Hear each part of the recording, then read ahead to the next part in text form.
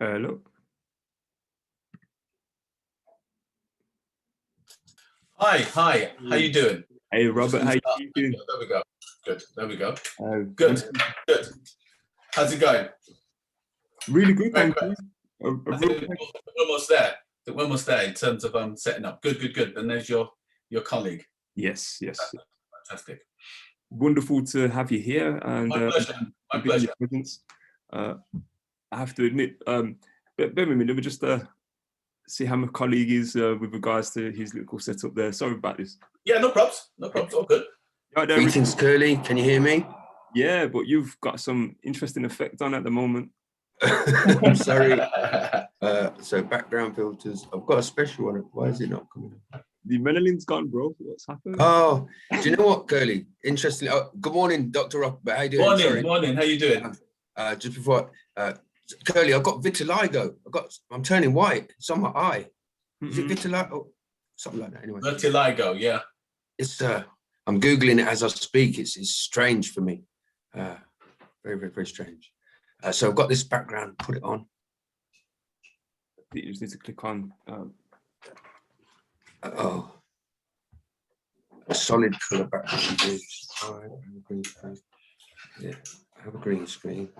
Hi. How you doing? You have to click on the screen itself, I think.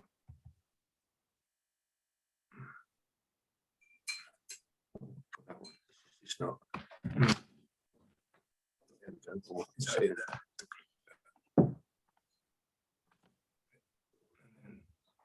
Click on. Is that the image there? Yeah. It's not letting me. Oh, there we go.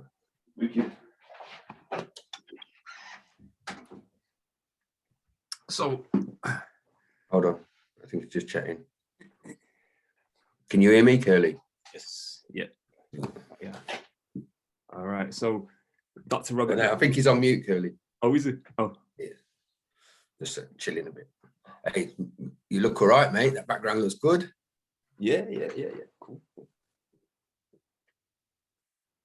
Look at my eye there, Kurly. Look. You're right. Starting to turn white, man. Anyway. You got the dreads, bro. Hey. That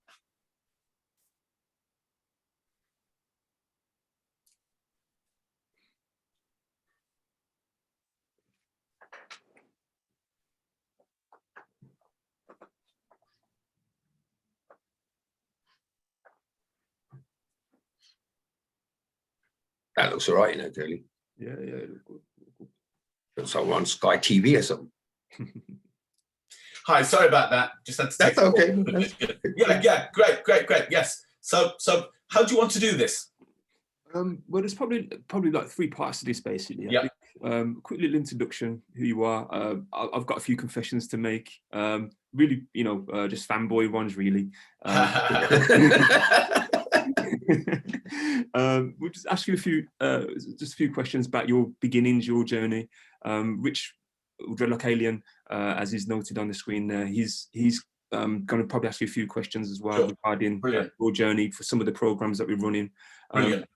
And then we'll look at some of the questions that we forwarded to yourself about definitions. Then more or less just introduce you to some of the work that we're doing and maybe get some of your feedback, and then anything else that you might want to add. Fantastic. That may be of value. It's a privilege. Looking forward to it. Fantastic. Cool. So, right, Kurly, here's your fanboy moment. Off you go.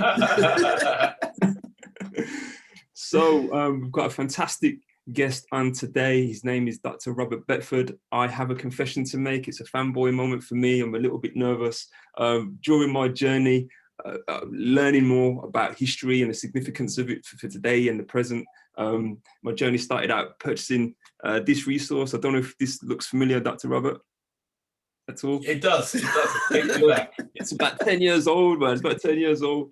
But this is kind of the resource that kind of got me started and learning more and contextualizing things. So your impact on my trajectory into this domain has been, quite profound. So thank you very much. Well, as my mother would say, praise Jesus. Always give praise to God. Always give praise to the Most High. Exactly. Actually, if that's okay, if we could explore that a little bit more in terms of your influences growing up, your trajectory, how you got to this point. Did you ever imagine yourself growing up to be a professor of theology? No, definitely not. I think there are three key building blocks that led me to this point. The first is being 14 and signing for Wolverhampton Wanderers and believing that I was going to play professional football for the rest of my life. That's what I wanted to do. I was born in 1965, so most of the black boys of my generation, second generation African Caribbean, the only way out of poverty, I lived in the inner city, was either sports, entertainment or crime. But because I went to church, sports and entertainment were the only options. And I couldn't play an instrument like some of the brothers in the church who could play bass, drum, treble. I just didn't have that musical ability. So it was sport, which was going to be the way out. So I played football, practiced, thought I was going to be a professional footballer, signed for Wolverhampton Wanderers on my 14th birthday. But that alerted my mother to the fact that I was not going to take my studies seriously. And that's what she didn't think that's what God wanted for me. I was raised in the Pentecostal church tradition. So my mother started praying and fasting. And in the same year that she started praying and fasting on a regular basis, I had a new math teacher called Mr. Ralph. I've written about him in the Times Higher Educational Supplement. He was a member of the Revolutionary Communist Party. And he came to teach us math. And what was brilliant about him was he taught us very little maths. He taught us politics. So the maths class became an introduction to understanding politics, understanding Black history, Black culture. He was the first person who introduced me to Malcolm X. He said to me, "Have you read Malcolm X?" I said, "I haven't done any algebra, sir," because I was so ignorant. I didn't know that was a historical character from Black nationalist history in 20th century America. So I always said to people, the first building block for me was that my mother prayed and God sent a Marxist. And that changed my orientation completely. I got into the world of ideas. And started taking my homework seriously, started thinking a bit more about what I wanted to do with my life. And so I moved from wanting to play football to wanting to teach. And the second thing that happened that was significant was when I was 18, a friend of mine said, "Don't go to a British university, go and study in America." And I thought, "How do you do that?" And she explained to me, "Well, you've got to plead poverty because the Americans will give Black people money if you're poor." I said, "Well, we're poor already. We need to pretend." Listen, this is the night. Do you know what Thatcher did to our communities? My dad hasn't worked for a while. Mum's been supporting us. It's hard. So I pleaded poverty, just pleaded the way it was. And I got a scholarship to study in North America. And that was revolutionary, to be an African Caribbean British man in America, mid-1980s, 84 to 88, and just being exposed to African-American culture, but more than anything else, American ways of doing higher education. It's a big business out there. And so they cater for everybody. So I found that as a Black person, my needs were catered for. They catered for me better back in the 80s than Black students get it now at British universities. They were brilliant. Courses, resources, things to do. Engagement with ideas, and that then gave me an angle on my discipline theology and really got me interested in studying. The third building block, because this is all about people intervening. My mum prayed, a friend said, "Go for him." And then when I came back to England, finished the degree, did my master's degree in London, came to Birmingham to do a PhD. After 6 months, I quit the PhD. I felt the people didn't understand a word of what I was saying. Didn't understand what I was trying to do. So I thought, these people are jokers. I'll leave it and try and find something else to do, I quit on the Friday. This is before email and quick speed correspondence, writing the letter. So I wrote to my supervisor saying, "I'm done." I said, "I'm done. I don't think you understand what I'm trying to do. I'm going to try and find something else to do." I gave up. That was the Friday. Saturday, I went to a conference. I met 2 African Americans. And I read a paper at the conference. They said, "Is this your PhD?" I said, "I finished it, man. I can't deal with these people. They don't understand me." They said, No. I said, "Listen, supervisors don't know anything. They said, we'll supervise you." I said, "What do you say?" They said, "We'll supervise you because we think what you're doing is valuable. We will support you."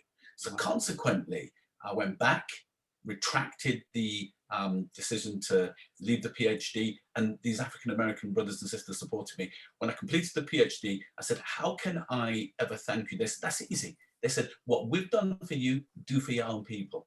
So that's why I've stayed in theology in Britain and purposely made my work community and Black focused. My primary audience, whether I'm making a radio program, television program, writing a book, preparing a lectures, my Black audience, how can I inspire and empower Black people? So those three building blocks taught me everything. My mother's prayers, revolutionary ideas, white revolutionary thinker, my math teacher, a sister from the church who said, go foreign. And then these African-American brothers and sisters said to me, we will support you. So I've learned it takes a village. I'm here because of other people's prayers, support, dedication, and therefore my mission is to give back and to give thanks and to leave this planet a better place by virtue of inspiring and empowering my people. Wow, that's an incredible indictment of your purpose and how you got here and how you see your legacy evolve. And it's, I mean, I don't know if it puts a little bit of wind in yourselves to know that, like I say, you must have a following that's huge, similar to myself. Well, listen, one thing I've learned is that it's really important that you work hard at rocking the boat, upsetting the apple cart, speaking truth to power, and you should always feel comfortable when they're coming for you, and you should never feel uncomfortable when they're not coming for you. Because if you're doing your job as a critic, if you're doing prophetic thought, which is what Cornel West, Harvard, well, he's left Harvard now, the Union Theological Seminary professor of theology, talks about if you're being prophetic, if you're speaking truth to power, your following is always going to be limited, because it's going to be people who want to run with you and run against the tide. And that's what I've always tried to do, is push the boat out, challenge thinking, always moving on. So I've always moved institution once I've got bored, because I felt that I wasn't going to grow anymore. You know, so I start a new job next month, and it's working on environmental justice, linking environmental justice to social justice, because the reality is the people who are suffering most from pollution on the planet, Black and brown people, the people who are polluting it more, 1% of rich white people. You know, so you know, if we're talking about the future of the planet and where we're going to put our resources, it's in dealing with environmental justice. I've always tried to push the boundaries. So I'm really appreciative that people will follow me, but I always say to them, my job is to upset the way things are, to challenge the way things are. It's the job of a theologian. So be aware, if you're going to follow this path, you know, if they come for me, they may come for you. 100%, so be aware. No, well, I used to do quite a bit of reading in my teens, the Panthers, and that's 10-point programs, and you know, social value. Rich can speak a lot on that as well in terms of social value, the work he does as well. Incredible.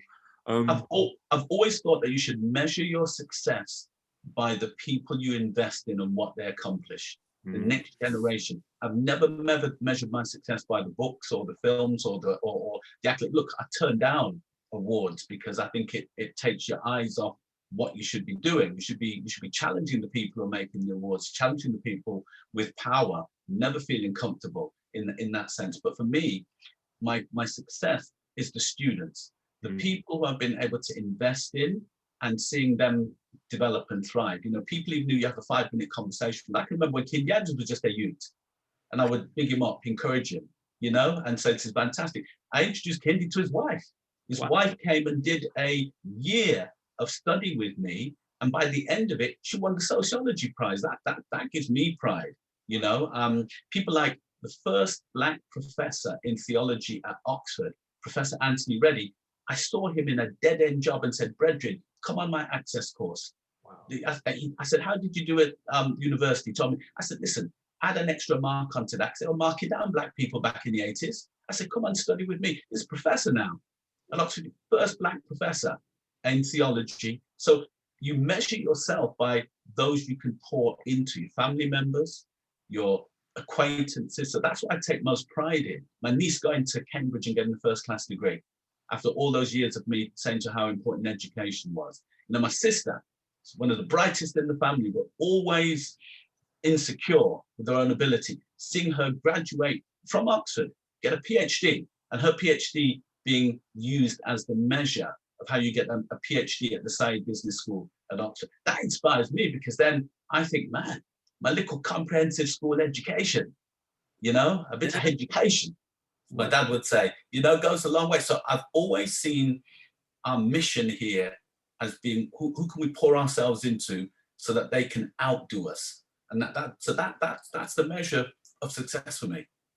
Incredibly wise words, and it speaks to the fact that self-awareness is obviously key.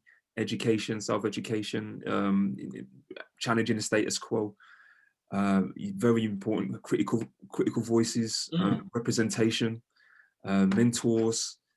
This is very intriguing, and really, yeah, it just kind of reinforces some of the paths that, you know, we're looking to go down as well in terms of the education. Oh, completely. I think that we have to always encourage and inspire, even when we don't see it. You know, I'll tell you a story. When I first came to Birmingham back in the early 90s, I was lucky to teach on an access course with two brilliant educators, Asata Owen, remember Asata Owen back in the day, and William Bader Answer. They ran the New Way Access course at Bourneville College. And they literally used to get people off the street, empower them, and within a year get them onto university. And I remember once, you know, I joined the access course because I just started the PhD, and I was teaching on it.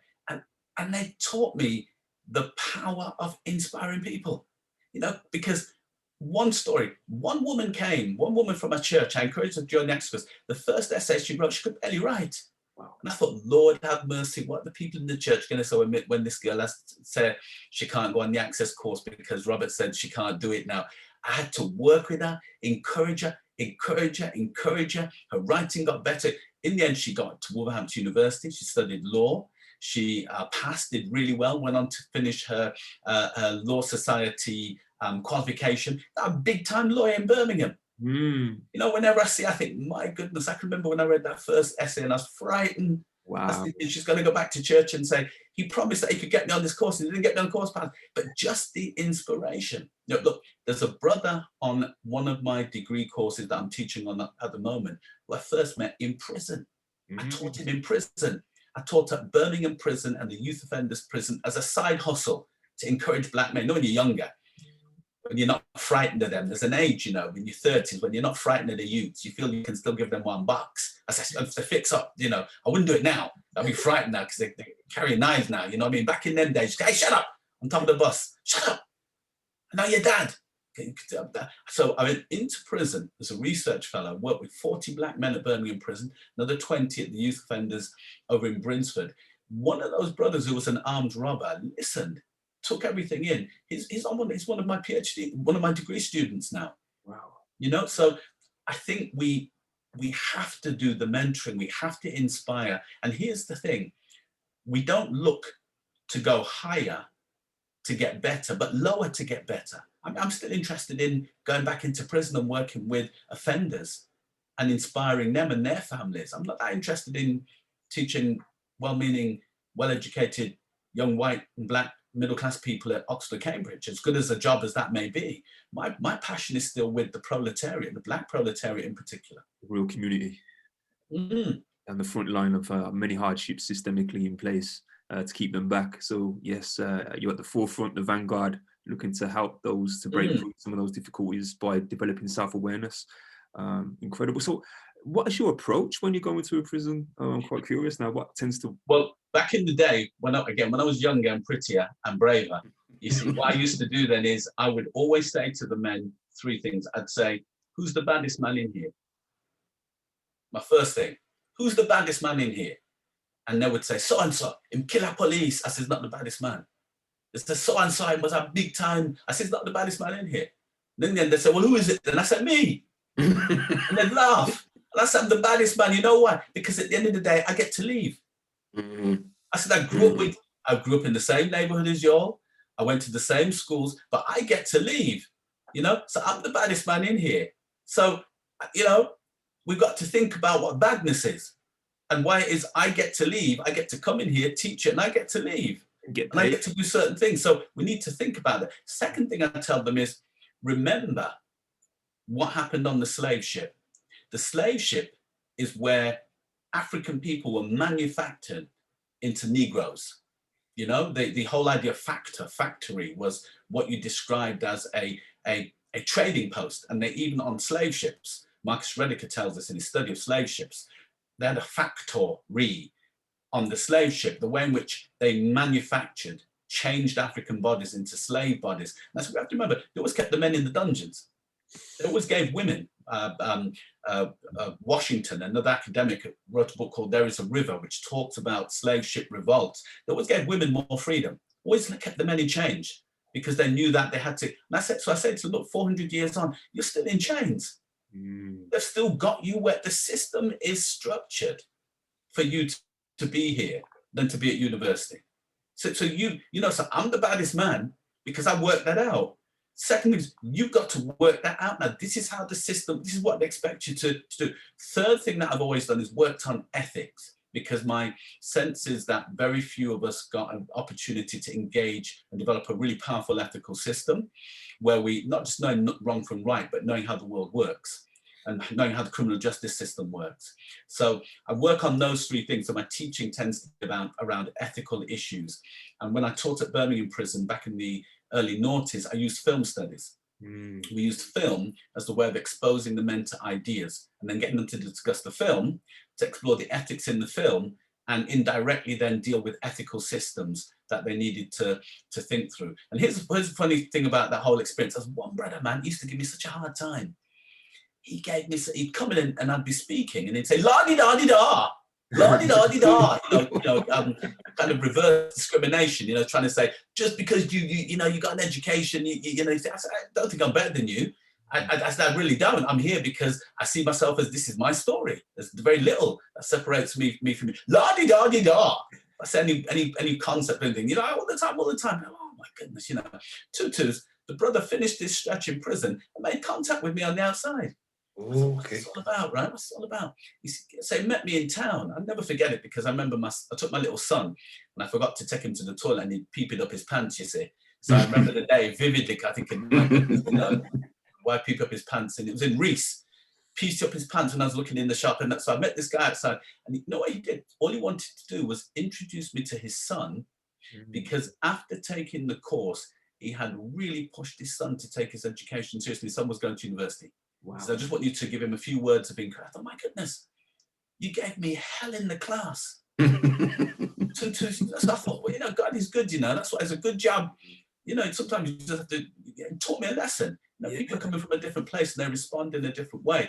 But so I've worked on those three areas. What we're trying to do is reverse what badness is. Understand that the criminalization of Black male bodies is a 500-year project in the Western imagination. This is what they expect from you, So you've got to decide whether you're going to go against the grain or go with what's expected. And then how do you develop a system of thought that enables you to think again about how to get the most of your life, to live with dignity, to live with respect, but also to maximize your potential? Because listen, some of the hustles the men had going on there, I said, listen, you just need to go and see an accountant and do it legally. You still make some good money. You've obviously got a brilliant entrepreneurial brain. You're Richard Branson of Small Heath. You just need to realize that, you can form a limited company. So it's teaching people the skill set to maximize the potential that they already had. Very many of them. It's changed now because a lot of drugs going on, a lot of addiction. And many of the men, you have to deal with the addiction before you can get through to them. That's one of the biggest changes from the noughties to more recent times I've been in. And also the gang thing. Wasn't so big then, it's a big thing now. But even the last time I went in after I'd spoke to Black men, what made me sad, I almost started to cry because one of the youths who was in for murder had A levels. Wow. He was telling me how he wanted to be an engineer and he still wants to be an engineer. And I felt so sad inside because I thought, you're going to be there for about 15 years. Gosh, I don't know if the Open University is going to be available to you. So it made me, so I think we have to see the university is the prison. So the prison is university is the prison, and start thinking about how we're going to get to those thousands of Black men who are locked up and provide pathways out of the poverty that they find themselves in. Wow. It's Rich, I don't know if there's something you might want to comment on at this point. I'm amazing watching you, inspired as again, Kurly. I rode on an access course. That was my first way in. Did a 2+2 at Warwick University, and it was a lecturer. I took the literature model. Actually, I'll just do you the poem. I ride on an access course to improve my education. Fed up of being held down, time for breaking with tradition. Because I man have the knowledge. It's the opportunity that's lacking. I'm worth more than meat packers just stacking up and racking. So I man start to study. Me look pan poetry. Me see how they wrap their words with love and irony. They take incidents and views, quote it in a texture called verse. Me sharpen up me pencil, man, cause I can't do no worse. Me look on a man called Larkin. I think say that him dead. His words them deep and complex, man, and right above my head.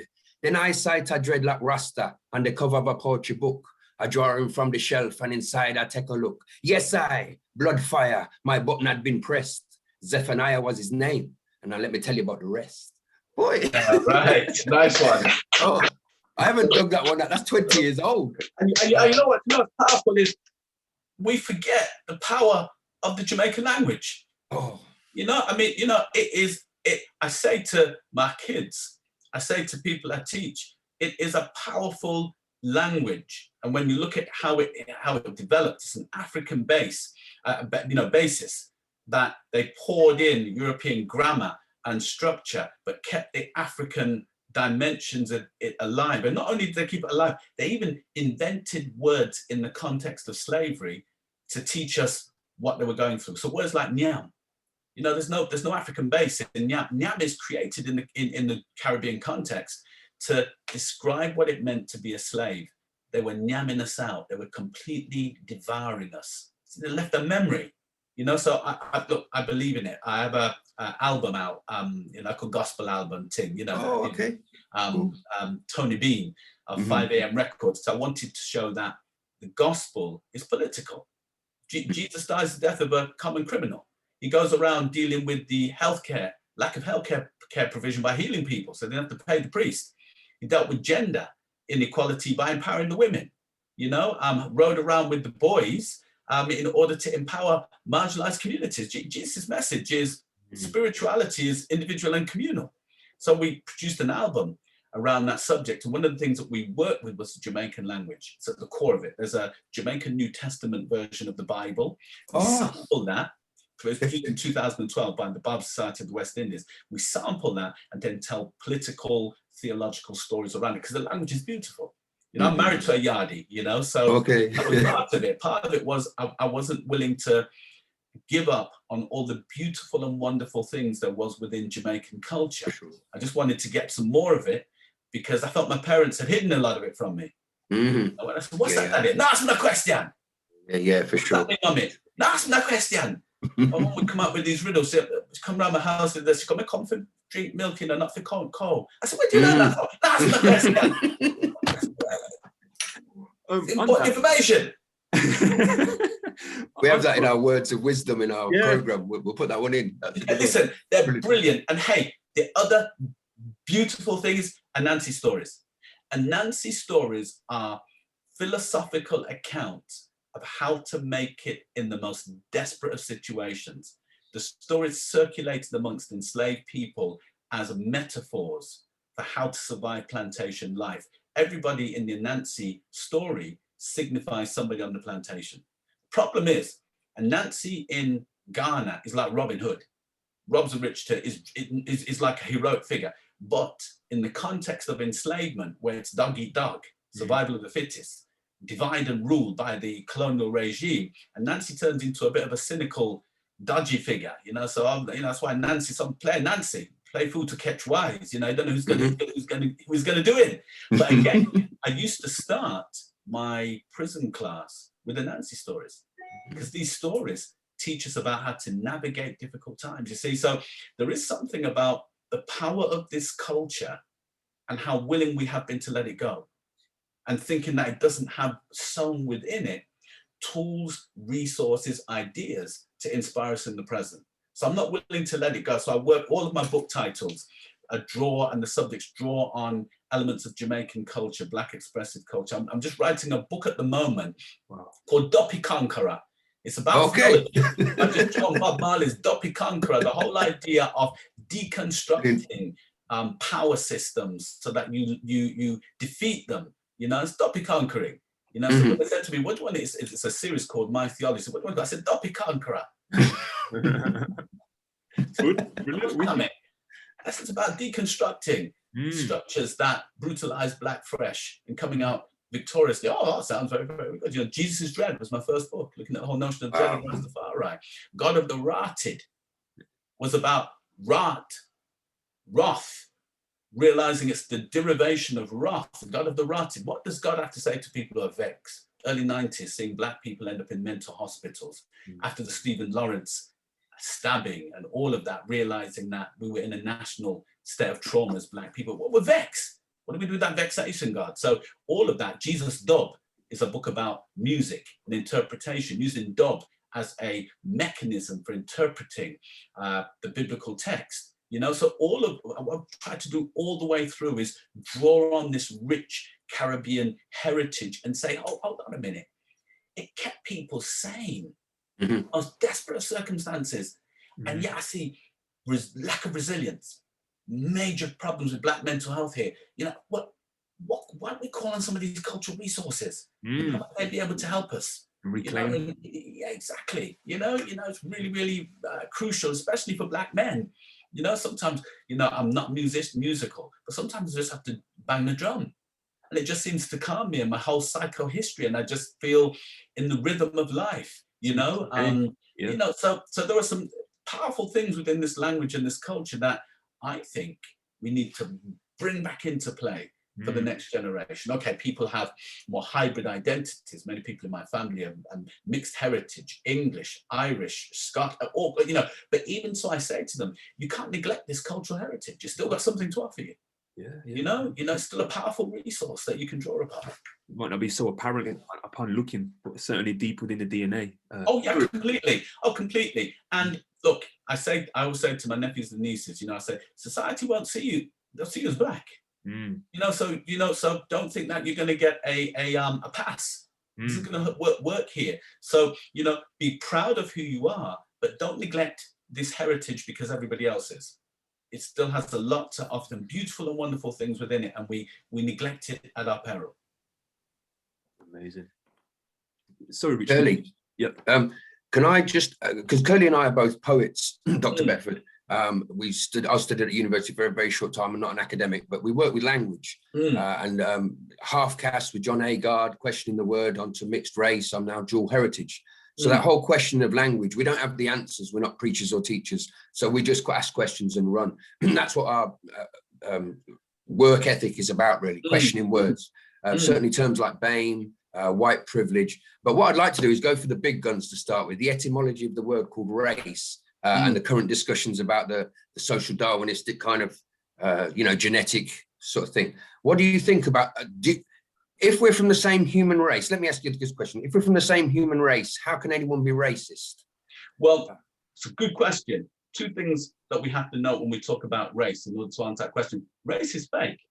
Race was pseudoscientific theory invented in the 18th century by Europeans to justify the brutalization of Black and brown people that they were encountering in the age of expansion and the emergence and of colonization. In order to justify dehumanizing people, you have to come up with a theory. And the theory that they came up with was the idea that there are different races and that some are better than others. And it's pseudoscience because they use theories of such as craniology, measuring people's skulls to determine who was the most cleverest. That's where we get the idea of Caucasian from. Bernier, not Bernier, it was his name will come back to me in a minute, the guy who invented Caucasians. It was Blumenbach. Blumenbach, yes. Who measured skulls and said the Georgian one was the most attractive and came up with the idea of Caucasians, just from measuring skulls, looking at their aesthetic. So we know race is pseudoscience. So therefore, we use race as a way of critiquing, as a concept, but because we realize it's real in its consequences. People do get discriminated against because of the way in which they look, their phenotype. So it's real in its consequence, but it's pseudoscience. There is only one race, the human race. So what we're trying to do is dismantle 500 years of racialized theories and ideas that have impacted the way in which the world works, the way in which we think, and the way in which we identify, and the way in which we understand ourselves. So we're dismantling that. And one part of that dismantling was what we called anti-racism, which was dismantling the way in which racism works. But remember, we're working against something that's unreal. So for some people, anti-racism is working against something that we need a different way of talking about this. So the social scientist, Paul Gilroy, in his book, Between Camps, talked about planetary humanism, wants to move beyond talking about race that doesn't exist. Just change the language, which is important for poets, change the language. So I think that that's the reality that we live with now. Race is fake, anti-racism was a way of dealing with it, but we know there's only one race, the human race. And therefore we have to talk about identities in a way that captures that full human family. So in the church, people talk about each other as brothers and sisters, trying to deal with the fact that we're all one in the body of Christ. That's why in Rastafari, people say, Ijin, hey, brethren, Ijin, I and I, connectedness, recognizing we have to move beyond the language that separates us. So what we need to do is find new descriptors, monikers of ourselves and our communities that enable us to reach out. Now, look, we know that Black has always been an inclusive category. Everybody was Black was about anti-white, but we've moved beyond that now. We have to start even thinking about reimagining our heritage and our culture in a way that enables us to be much more inclusive rather than exclusive. So language is important. Language is power. Change the language, change the meaning. And I'm afraid to say I've fallen short on this because I work in one of my main job in the academy. We need to use race, we always put inverted commas because we recognize that it's not real, but we use it to create a critique, you know? But it's dangerous because a newscaster saying it, and I think this is not real. Yeah, Different language. Yeah. In terms of the process then of dismantling or changing the language, what Rich and I have been doing recently is looking at organisational change and providing safe space in order to do that. Would you be able to just comment on the idea of a safe space to have a discussion? Is that? I think that's brilliant, but it comes with rules and responsibilities. And I think the rules are twofold. One, you've got to make sure that it's like Vegas. What happens in the room stays in the room, you know, because it's fundamental that people feel that they have a great sense of confidentiality, especially safe spaces for Black people. So the Vegas rule has to be important. I think it's also important that there's also an Oprah rule. And that means you have to deal with the therapeutic aftercare for people because racism has traumatized us. You start opening up to people, you thinking, my goodness, this happened to me when I was 6. My goodness, this happened to me. This has been happening all my life. Yeah, generational. Exactly. So we have to, you know, if we're going to open Black people up, you have to then provide a bit of aftercare for them. You know, I'm going to call it to make it a bit more a masculine version is if you ever see the film Anton Fisher.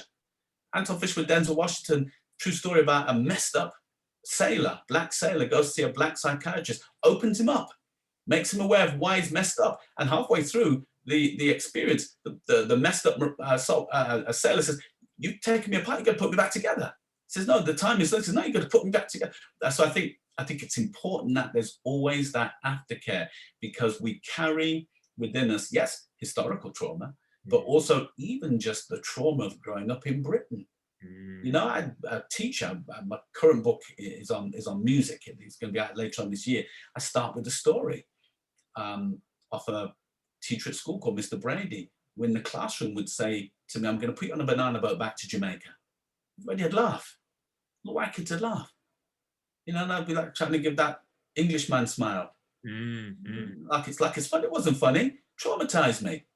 You know, the only reason why so I'm saying these traumas are within us. You know, luckily, you know, my dad was a Westmoreland man from the west of Jamaica, a union activist. So, you know, the rest of the story in the book, you see, is that I go home, I tell my dad, but I said, oh, remember I talked to him. Why did I talk to him? My mother started praying. So I just started praying in tongues. So when my dad said, when to talk to people, you know, I didn't know what was going to happen. Yeah. Build that, union man. My dad went to the school, you see. And them days, you know, there wasn't any security in the school. You could just walk in and say, my son has a doctor's appointment, or my daughter needs to go to the dentist, and they'd take him out. My dad went in the school. Tom asked me, when's his next lesson? I said, it's Monday, Dad. Came up on Monday, knocked on the door, said, no, my dad, the only Jamaican man conditioner. Not to, it's, excuse me, sir. Excuse me, sir. Come have a word with you, sir. Like, it's really highly subservient. You're like, come and see you, sir. I thought, what's this all about? I'm like, my dad ain't normally that meek, you know, and all I know is 5 minutes later, Mr. Brady comes back in the class with a red face. Never ever said another word to me in all of my time in the school. I said to my dad, I said, Dad, what did you say to him? He said, we just pull him up like, because my dad's a billionaire, pull him up with one hand. So I said, hey, put me behind that board. Mm-hmm. Put me behind that board. Mm-hmm. Put him down and walked off. You know, now, my feminist friends always say, well, what's that masculine? You know, I was kind of, so I said, listen, my dad's for that self-defense. Pressing his children. Different era, man. People say to me, how come everybody in the family got minimum of 2 degrees? Because my dad went up to school and jacked up the teacher. I said, my picnic here to learn, not dealing with this foolishness. So it has to be, we have to deal with that trauma. But when I record that story of the experience in the class, so I think the safe space is important. Vegas rules, Oprah wheels, Anton Fisher, you've got to be able to allow people to. I think also as well, it's really important about them is that it goes from the silence to the language to action. How do we then change the institution as a consequence of this? We can build resilience individually. We can empower ourselves communally, but how do we then engage with the structures? And that's always the challenge, you know? So in my profession, what we've done in those safe spaces, and we've come up with a product like a journal. We've come up with conferences or things that we're going to do, or international regimes and structures that we're going to use to unite the global Black theological community. So we're always thinking action, reflection. Let's do something, reflect on it. That's our methodology. So I think these spaces are crucial, but Vegas rules, Oprah rules, action, orientation is fundamental to making them work effectively. Yeah, part of it as well. Yeah, thank you so much for that. Thank you so much. Rich, I don't know if you want to speak a bit more about, you know, the regional aspect of what we're working towards with the ST and the right. So basically, Kurly and I have been poets for 20 odd years. We get employed every October for Black History Month, tokenistic diversity problems. So over lockdown, Kurly and I decided that we couldn't go out to the protests, so on and so forth. So what we would do is we'd start real organizational change and start training the trainers. We've come across a new resource, Google Slides, which we're really, really into, like PowerPoint on steroids. And we're trying to get everybody to share. We compiled a whole A to Z of Black Lives Matter, 430 odd terms. Brilliant. If anybody's going to look at these issues, they need the vocabulary. And we put a BAME perspective from these. So Winston Churchill, the definition of as how we would view abolition, how an indentured Indian would view abolition, so on and so forth. So this is a resource. And it went on to over 60 memes that were circulated. People circulate with memes. And then we've got a YouTube video guide of 80 odd videos. Some disarming comedy sort of stuff, some real hard-hitting stuff. So we're putting these resources into trainers' hands so they can use these, so we're all singing from the same hymn sheet. The problem we're having is that a lot of the language isn't unified. Some are describing BAME, Black, Asian and minority ethnic, Black and minority ethnic, some just BME. We can't agree what white privilege is. We're being told not to say white privilege exists now. So there's this real vehement language battle going on. Race, Black, white privilege, white fragility, white psychosis. And we're in the middle of it as vessels, Kurly and I. And trying to just encourage the 90% of white trainers, white European trainers, to have a more, how would we say, enlightened view of what they're doing. So then they feel confident about talking about these things. I think it's three things. I think the language has always been an issue because people evolve, circumstances change, and language is political.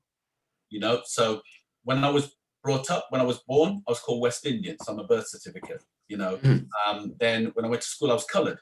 I moved from colored to being Afro-Caribbean. Then we became African-Caribbean, I became Black British. I'm talking about Black English. So language evolves because people change, but it's always linked to power.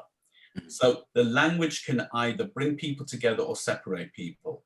And people will use the language to either maintain their power or break down power. So I think the key thing is showing people how the language either gives some people some advantage or disadvantage in others. And that's what you can always deal with. That's why BAME was initially useful, because it was attempting to think collectively about disadvantage. But then we realized that it's too much of a catch-all. The experiences are too diverse and complex within that category to be lumped together. Working class Bangladeshi is not the same as multimillionaire Hindu business person. There's a different reality there. You know, Sunak is not, his experiences and experience of people in Tower Hamlets at this point in time. So we've got to recognize the difference, almost what we called 10 years ago, postmodern blackness, recognizing that black and brown identities are complex, are diverse, and cannot be interchanged. We're not one equals the other. And the reason why that was brought about was because the black scholars, people like Paul Gilroy, Stuart Hall, wanted an anti-essentialist understanding of blackness. Didn't want to see blackness as having any kind of essence. We're not all the same, because that was when we should defeat racism, because racism is about lumping people together. So we should have been a little bit slicker in saying, hold on a minute, lumping people together. People fought a battle 10 years ago not to have this happen, you know? So, and that's why I think people realize that it doesn't work. We've got to deal with the nuances of black and brown experiences and recognize that and work both separately and collectively. So it's not an either or, it's both and, as far as I'm concerned. I want to look at the distinctiveness, but also look at what kind of commonalities there are that we can progress on as well.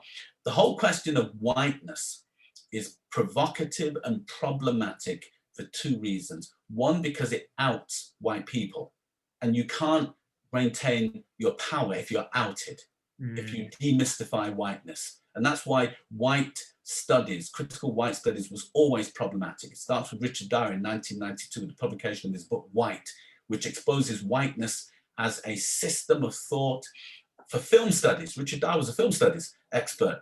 He outed it. It then gave birth to critical whiteness studies, which spawned disciplines that as far distant from looking at white trash communities in American trailer parks to looking at white privilege. Ruth Frankenberg's work on the invisible knapsack, and more recently, Delgado's book on white fragility. So it spawned a whole industry which was supposed to allow people racialized as white to look critically at their identities and how those identities impact on the simultaneity of advantage and disadvantage. Because you can be white and advantage and white disadvantage. Look, I had a Polish neighbor, and he used to say to me, I don't get any white advantage after people hear my name. I said, bro, you just need to shorten the syllables.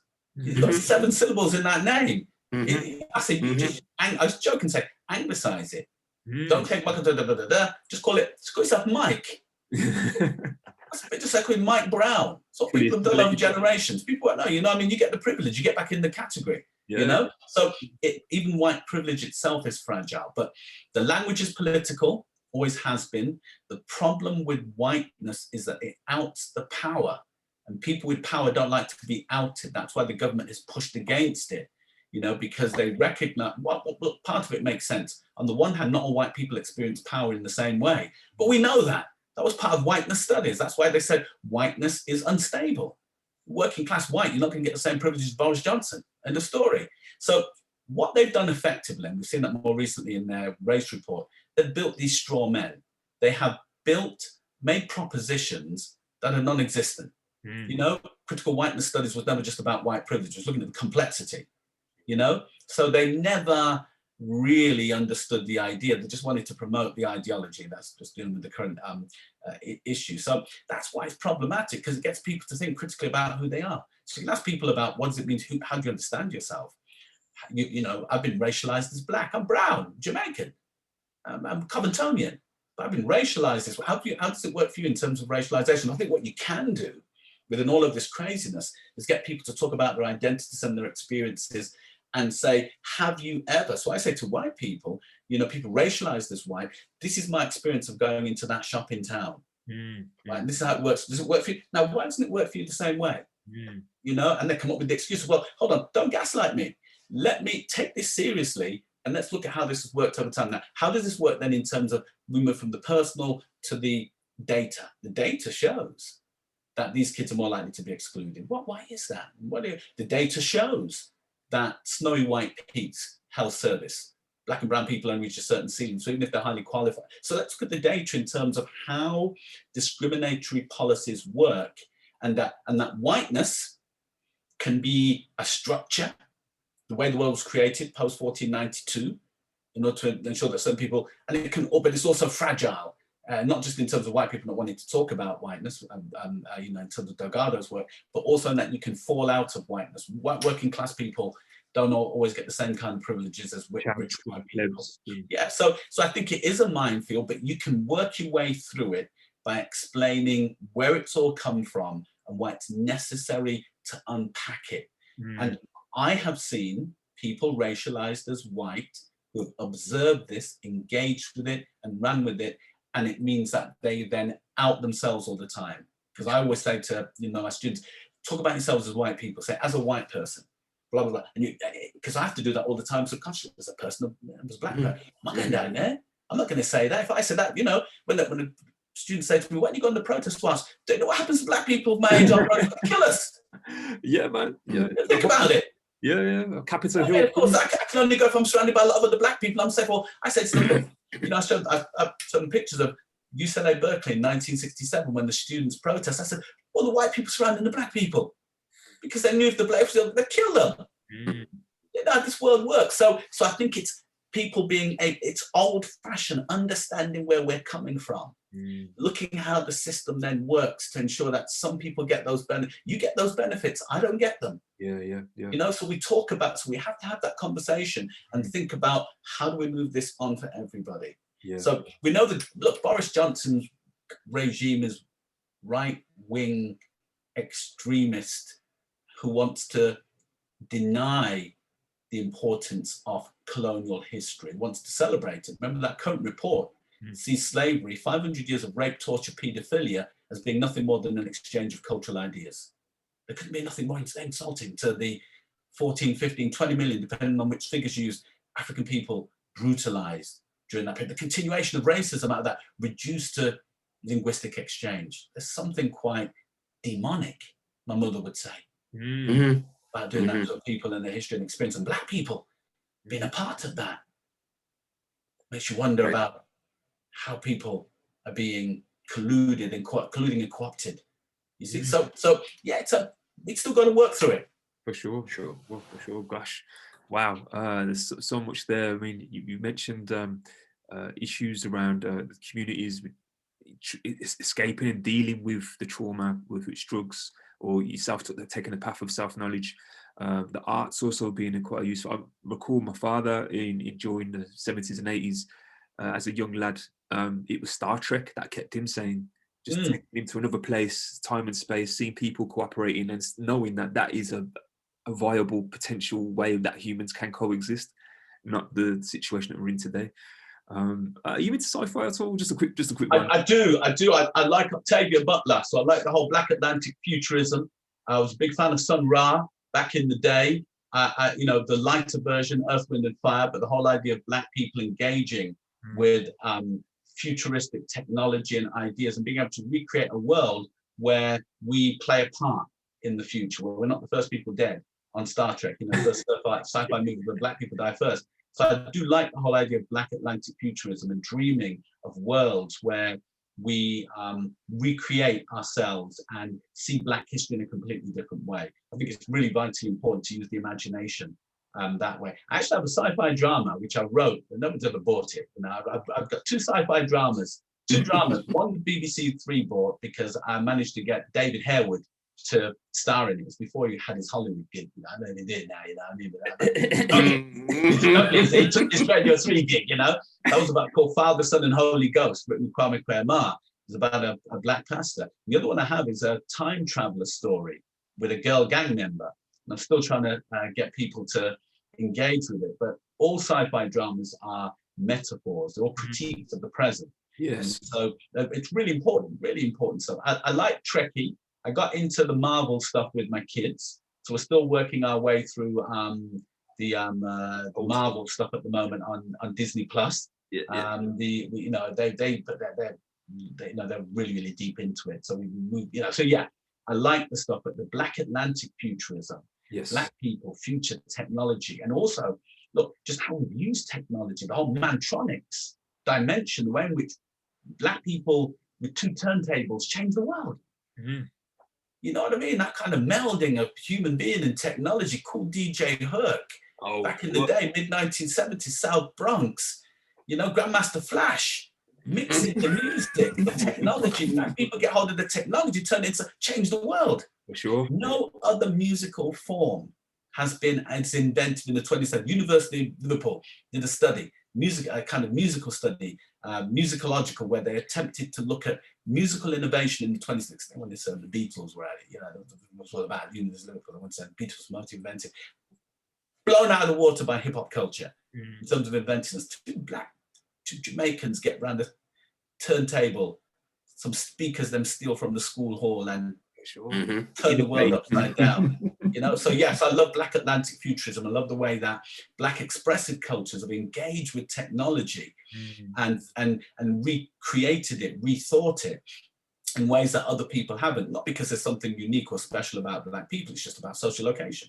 There's no experience, history. That's it. It's just saying, how do we see this? What happens when we reuse this typewriter in this way? Or what happens when we hear this sound and it has an echo? What happens? Look at Dub.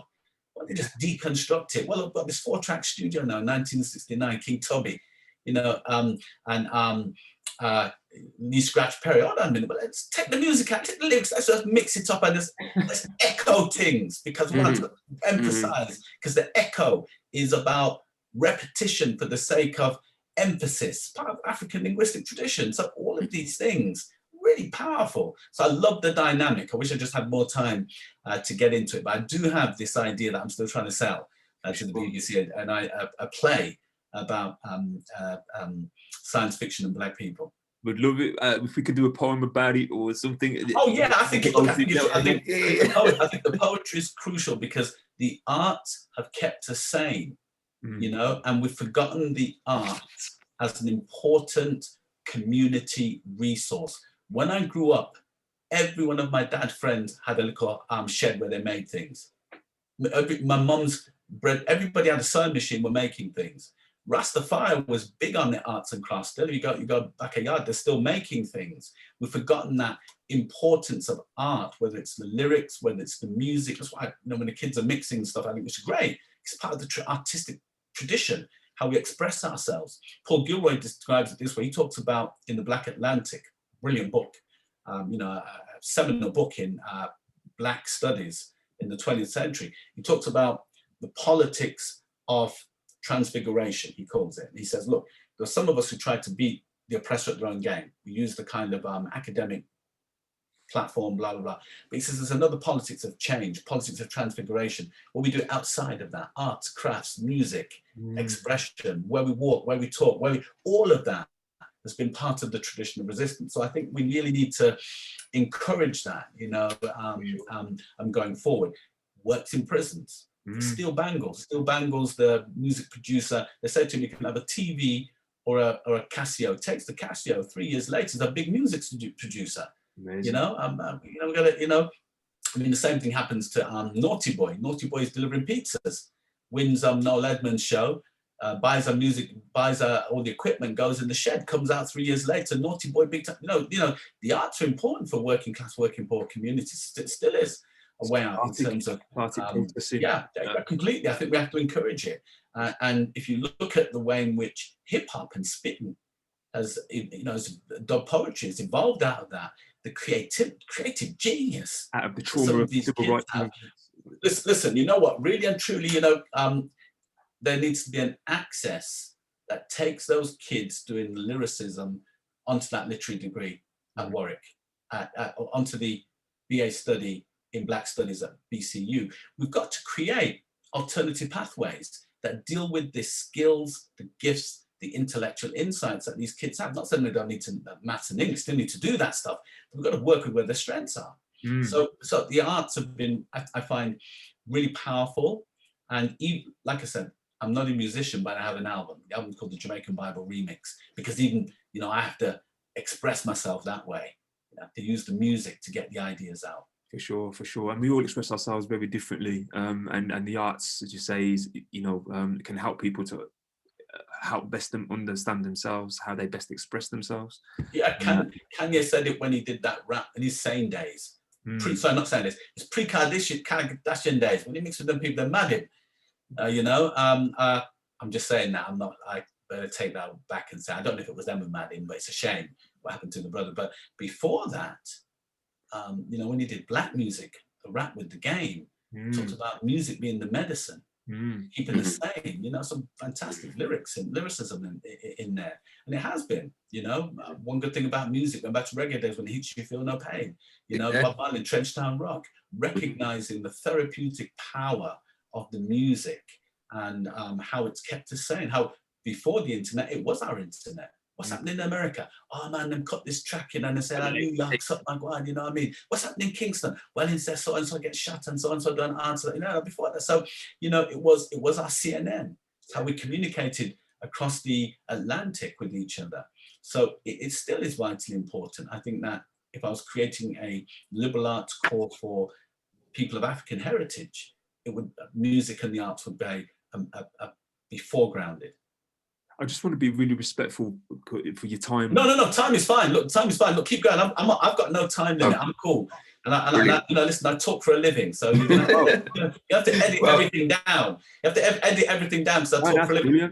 But seriously, I think there's potential for a course. For the easiest way to do it is to develop modules that build on an existing access course. So you've got the maths, the English, the study skills, the computer technology, all of that stuff already there. You add courses in black arts, poetry, bit of literature, hook it to the degree that they're teaching at BCU with Kehinde and Dion. I keep thinking I can't remember Dion's name. Dion Taylor, who works with Kehinde, and create a pathway for some of these young people then into university. So it can be done. We all benefited from that back in the day. And I think the poetry, the lyricism, the spitting can be a way into then academia. Look, as a pop artist, I read about in 2007, 2008. I interviewed the brother 2018 for the book that I'm writing, the current book. We started talking about doing it, and I said, what are you doing with life? I said, I'm unemployed now, the music game is up. I said, listen, but you're a wordsmith. I said, I read your stuff alongside Shakespeare. I said, that can't be right. I said, listen, I'm going to hook you up, Reggie. 2 2s, we got him on the degree. He's on the degree with Hindi. Amazing. And he said, but I haven't got. I said, listen, you can write. Mm-hmm. It's things you write. It's a little something. Mm-hmm. And then lyrics change people's lives. You can write. Just write it. So listen, he's in the 2nd year of the degree course. So we've got to create those pathways and develop those skills that are there within the community, within these young men and young women, and just find credible pathways for developing them and providing them with all the support that we can. Kurly. There's something in it. So I'm just saying there's a side hustle. Outside of this, Dion Taylor is the person to contact. Right. Give Dion Taylor a BCU. Say Robert said, it would be good for us to have a conversation about how we might be able to bring young people onto your degree program, and maybe because what they don't have is pathways. They haven't got to get them from. So if you can get, because I said when I worked with them for a year, and I said, look, we went to probation. I knew a guy at probation, and probation said they could provide people to get on the access. It's about being able to organize that, and then COVID hit and everything, and it was difficult to. But it's thinking of these pathways. You could literally take 100 black boys every year and take them through these processes so that they can see education as an opportunity. It's not rocket science. It can be done. I'd be more than happy to help because there's BCU there doing their stuff, and they need all the help they can get. They just the problem is most academics aren't entrepreneurs. So they think we've got the course, we hope the students will come. No, you need a supply line from probation, from all the black sixth forms, from the youths, and you set up the supply lines to get the students there. Rich, do you want to just mention about his story, her story, our story, Rich, the curriculum that we were talking about? Yeah, very quickly, because you got to mention him for your dad, and I know he's going to be watching this video afterwards. My dad's from Grange Hill, Westmoreland. He probably went to the same. All right. And when he finds out I was talking to Mr. Beckford, the professor, he's going to be really proud. So just hello, Dad. You know, talking to professors. We've done Black History Month for many, many years in school, so on and so forth. And we're taking a more expansive look at it this year. Black history, her story, and our story. And we're taking a more localized look. For years, we've had international role models, national role models, so on and so forth. But on the street and on the ground, so just one question, because we work with young Black men in pupil referral units all the time, mixed race, dual heritage, so on and so forth. And the whole concept of a Black professor, first of all, it's nah, bruv, there ain't no Black, shut up, that knows. So kind of in that pathways, what would you to say to someone that didn't believe that there was Black professors, just a real street card? Yeah, I'd say three things to them. First, I said, look, we have a African heritage where thinking and ideas were part and parcel of being African people. You know, so the whole idea of rationality isn't just European, it's part of the African intellectual tradition. There's an African philosophy tradition that works in a very different way to the Western philosophy, the continental philosophy. So we have this with our heritage anyway. So that's the first thing. So I say, bro, you need to go back and read about some of the ancient English too. What's happening in Great Zimbabwe? You know, what's happening in Mali? You know, what's happening with Mali and Songhai in the 14th and 15th century, and recognize that when the Europeans encounter Africans, they're no more advanced. They really aren't. They suck us dry for 400 years and then say, why haven't you advanced? Well, you know, you suck somebody dry, of course they're going to be at the bottom. You know, so I think that's the first thing. Second thing I would say is that we're hidden from view because they don't want you to see us. You know, they prefer you to see people in sports and entertainment because that's the stereotype. And understand television is not democratic. Television is political in terms of who you see. I got my break because I had a radical Muslim running Channel 4 at the time who said, we're going to get these people on television. When he left, they shut us down. You know, that's why I do radio now, because the opportunities, there's some brothers and sisters on radio who want to give us a platform. So understand that. You have to then search for these people. There are 100 Black professors in Britain. Okay. Out of 20,000, it's very poor. Out of 20,000 professors, there are 100. So in Birmingham, obviously you've got people like Hindi Andrews. There's also Anthony Reddy, although he works in Oxford, he's a Brummie. There's probably some people at Birmingham University I'm not aware of, because I've been around in those circles for a bit, but there are people who are Black women as well. A couple of them have retired, but there are Black women who are now at that stage. Most of them are based in London universities, to be quite honest. So I would say we're hidden from view in Britain, but not in North America. So I would say to them, pick up Jay-Z's book. Who writes the foreword? The foreword is written by Michael Eric Dyson, professor at Vanderbilt University, professor of hip hop, genius. Pick up the book by Nas. We put Nas's book forward is by Cornel West. Cornel West is an academic, taught philosophy at Harvard, Yale, Princeton. So, you know, in America, these people are out there. So if you can't see us here because we're hidden, you're going to see them in North America, the people. So you've got to look at what you're watching. The third thing I would say to them is, it's for you to do. If I can do it, you can do it. Well, how do I do it? You put in your 10,000 hours. Yeah. That's what it's about. It's not about having a bigger brain. My brain isn't bigger than yours. It's about putting in the graft. And then I give them my graft stories. I said, listen, remember, Prince left 20 albums in his vault for his grandchildren. Yeah, unfortunately, he ain't got no grandchildren, but you know, that was the idea. Because a workaholic, he put in the time. I said, listen, Tupac was up at 2 o'clock, 3 o'clock every morning in the studio. He put in the graft. I said, don't even talk about Dr. Dre. Dr. Dre ain't even got time to use the toilet. He's on it. He's on it because you have to put in the hours. Put in Malcolm Gladwell, Jamaican a popular writer, told us you could put in some people question theory, but you put 10,000 hours in, you can do it. So I'm interested in how you go from the Prue to the professorial chair, because if I can do it, you can do it. So let's. Then I would say to them, let's negotiate. What do we need to do for you to make it through? And I would say, listen, part of it is don't be ashamed to start again. If you didn't learn English properly first time because you're missing the classes, go back and pick up the 7-year-old books, 8-year-old books, or whatever. Learn the grammar, because they don't teach you properly in school anyway. You know, we all learned this mad comprehensive school English that didn't help us, to be quite honest. You know, it's only when you learn another language, you learn about how English works as a linguistic system. You know, so I'd say let's negotiate, but don't be ashamed to start again, because if you can use your street knowledge like Malcolm and marry that with academic, you're a dangerous person on the planet. Mm-hmm. That's what they don't. I said, you'd be changing the world. Fearless with knowledge. That's it. So I'd say, listen, what I'm interested in is, how do we get you on the Black Studies? How do we get you into Warwick?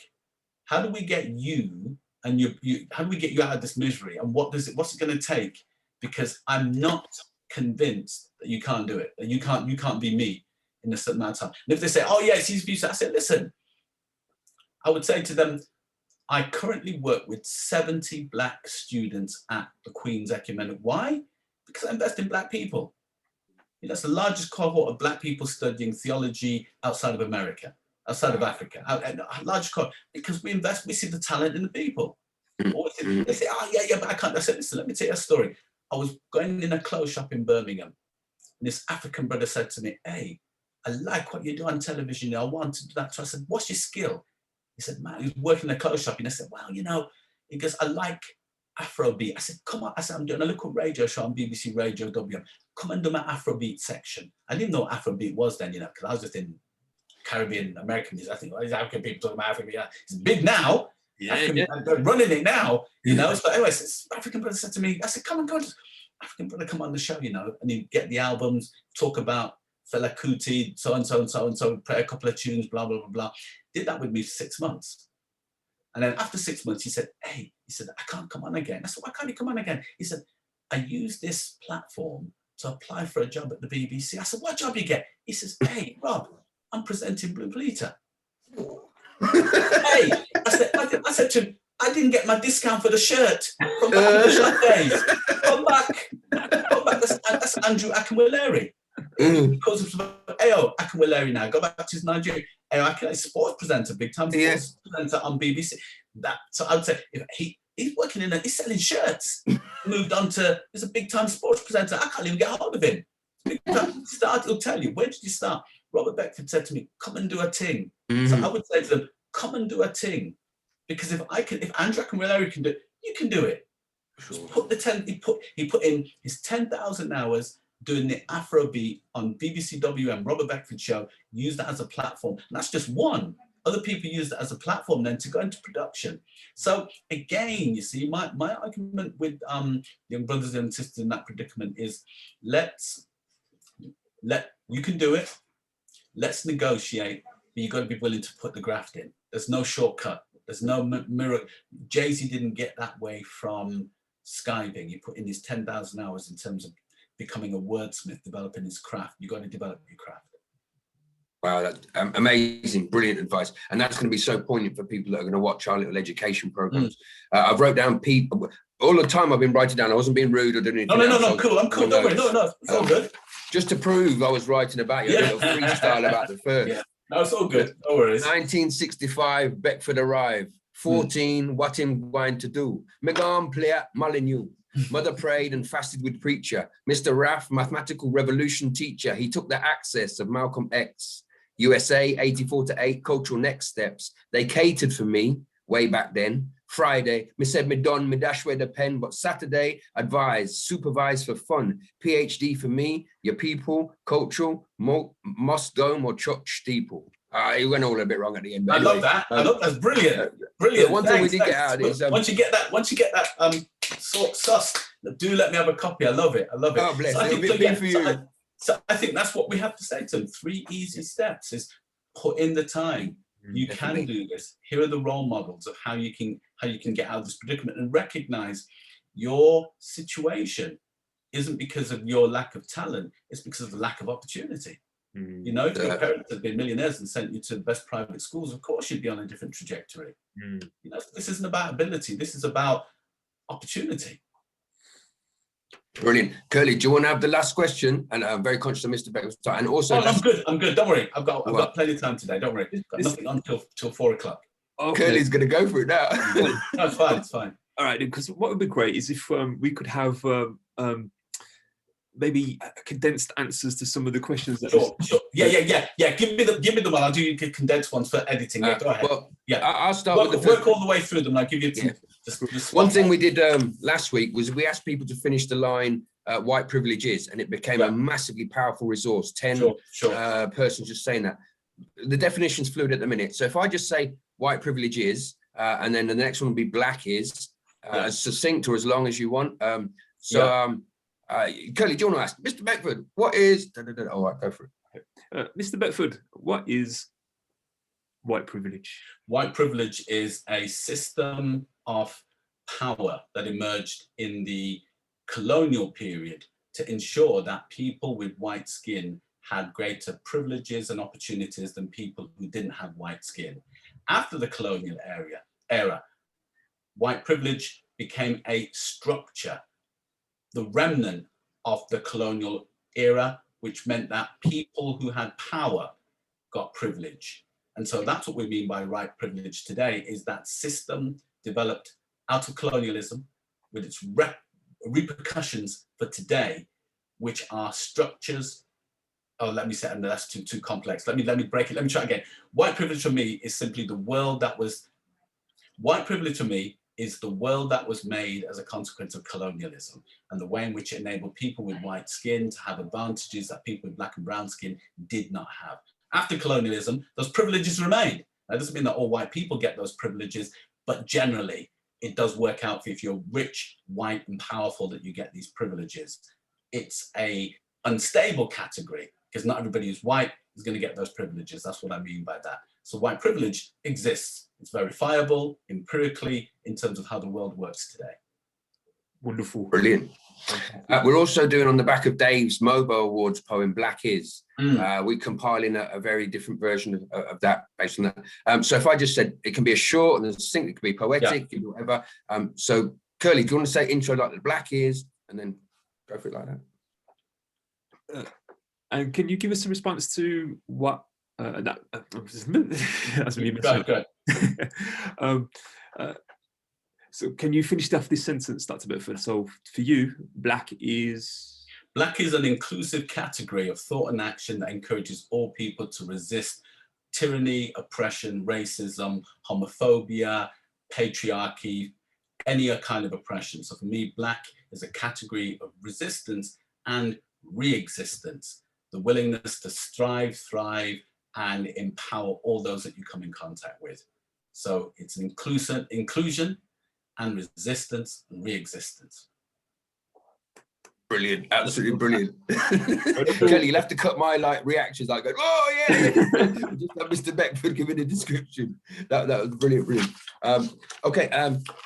Yeah, you go through the list and I'll give you some punchy one answer so you can edit it because I've been waffling a bit. Go ahead. So Mr. Beckford, yeah, Kurly, I'll ask this one. Mr. Beckford, there's this concept of white allyship, which for me is 50 years old. My mother was white European, my dad's Indo-Caribbean. White allyship, how would you describe that after the summer of 2020? White allyship has two aspects. One is that white people take responsibility. People racialized as white take responsibility to educate themselves about the way in which racism works within the world and therefore take up the responsibility to resist racism rather than that responsibility being the sole responsibility of black and brown people. Second part of white allyship, I think, is learning to be quiet. And that means giving up power in order for black and brown people to have the opportunity and access to resources that they don't necessarily get. So allyship is complex. You have to know when to speak and when to shut up. Perfect, absolutely perfect. Kurly, I think we've done the BAME definition. I got enough through that or whatever. Could we do the Kehinde Andrews white psychosis? Yeah. Do you want to go for that? Sure. Dr. Robert Beckford, what would your definition of white psychosis be? White psychosis describes the way in which people who are racialized as white are completely unaware of the way in which whiteness works in the world to give them advantages and other people disadvantages. And as a consequence, when they're challenged, they automatically resist it and have a knee-jerk reaction to it because they've not had time to think through it, process it, or dismantle the way in which the whiteness works within the world. Psychosis implies that it's a mental illness, but it's actually a condition brought about by the way in which the world works and positions and the perspectives, positions people and gives them a particular perspective. Let me do that again. White psychosis is a mental illness. Psychosis is an inability to comprehend a particular situation because you are lost, because you do not see things as they really are. And so white psychosis describes the way in which some people who are racialized as white do not understand how their whiteness gives them privilege. And as a consequence of that, when they're challenged, respond with a knee-jerk denial. And that's what we mean by the psychosis, the inability to understand the predicament that whiteness is in the world today. Brilliant, brilliant. I love that. Conscious denial. Yeah, that's cool. Right, Mr. Beckford, vaccinations, 58% uptake from Afro-Caribbeans, hesitancy, a lot of historic issues around that. Can I have your views on the vaccine? Two sides to the vaccine issue. On the one hand, I completely get the fears of Black people because of the history of distrust of big organizations, recent history of medical negligence around issues of birth, around cancer care, other forms of care for Black people, elderly care. So I completely get that. But on the other hand, I recognize that there are Black people who are involved in the science. I have colleagues, friends, associates who are in the medical business, who can work through all the nuances of each of the vaccinations and show you how they work, how they're good for you, how they benefit you. And so therefore, I see the other side of the argument. So having weighed up the two, I am pro taking the vaccination. I've had one of my jabs, I'm waiting for the second one, and I'm quite confident that it won't kill me, it won't make me grow a third eye, but also, more than anything else, it will protect me against what is a vicious and deadly disease. I've seen people, loved ones, families, students catch this disease, and sadly many of them pass away. So for me, there's a greater risk in not taking it than taking it.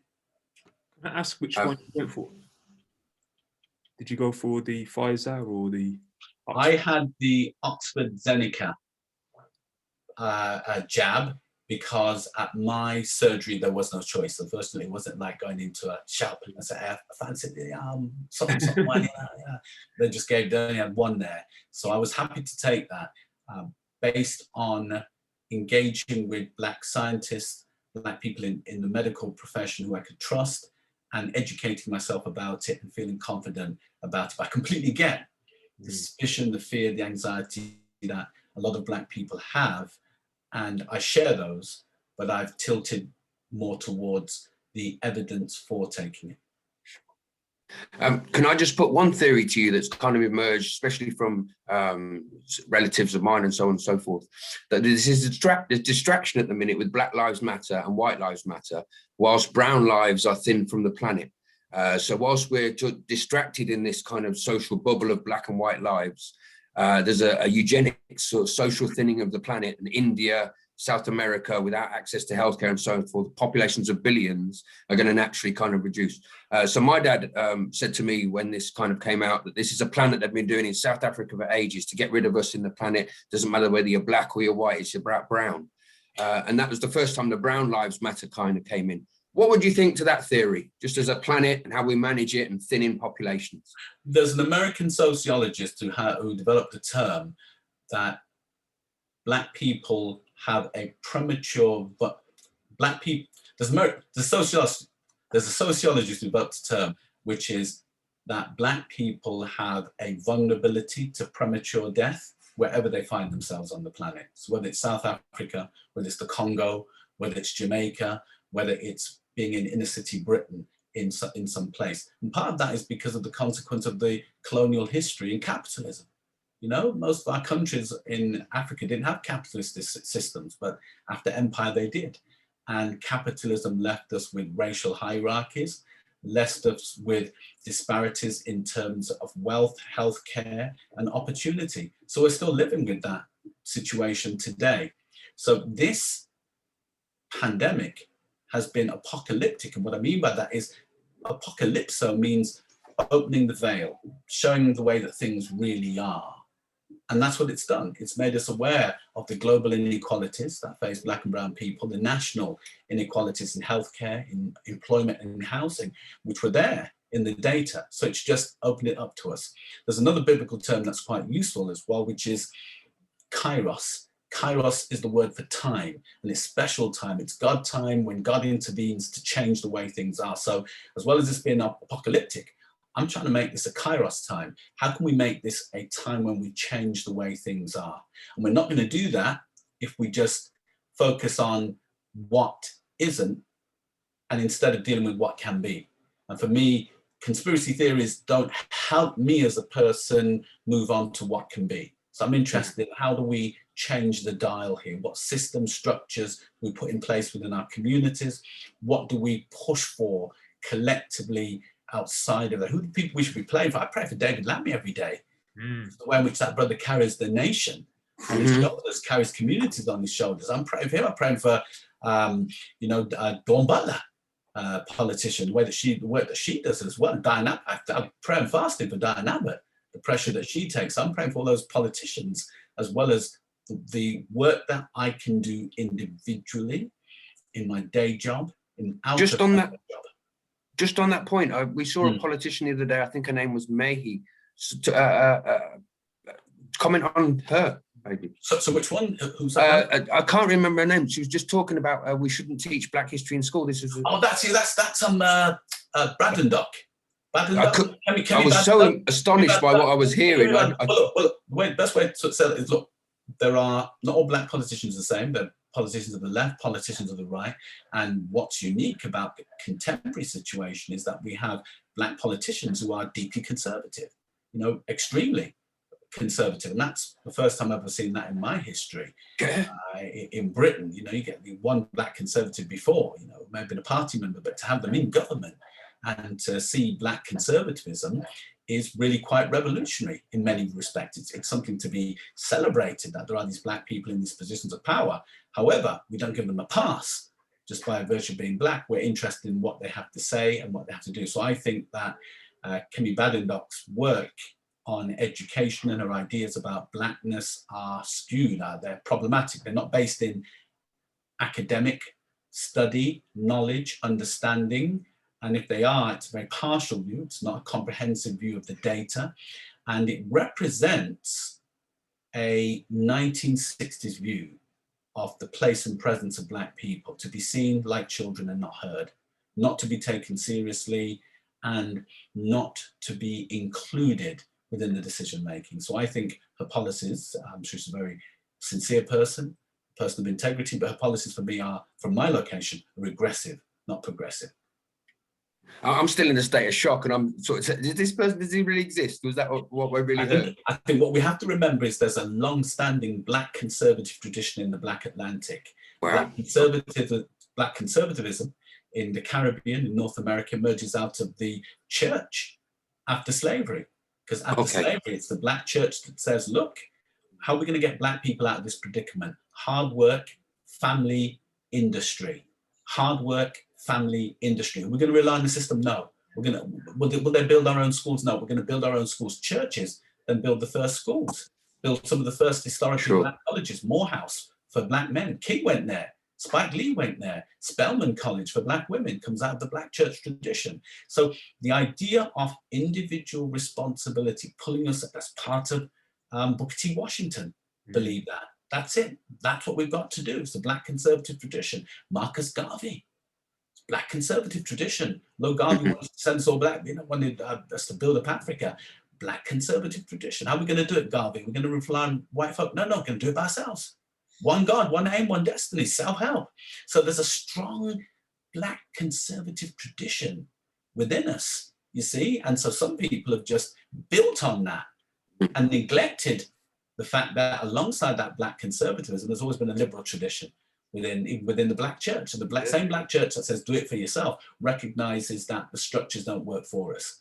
Garveyism, which said, we're going to do it for ourselves, recognized that there was systemic structural injustice within America.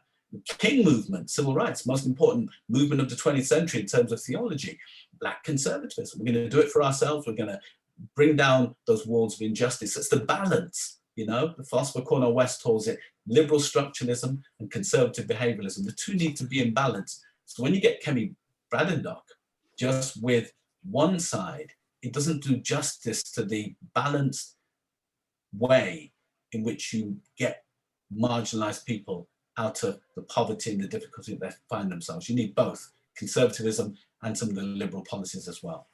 Wow. Brilliant. Kurly, I'm ticking off all these questions as we go. Have you got any more? Yeah, look, I'm happy to go through any that you need more succinctly. Don't worry, it's okay. Brilliant. These are absolutely fine. Yeah, some real gems in there. Yeah, amazing. Sure. I can't wait to get to the editor room. Sure.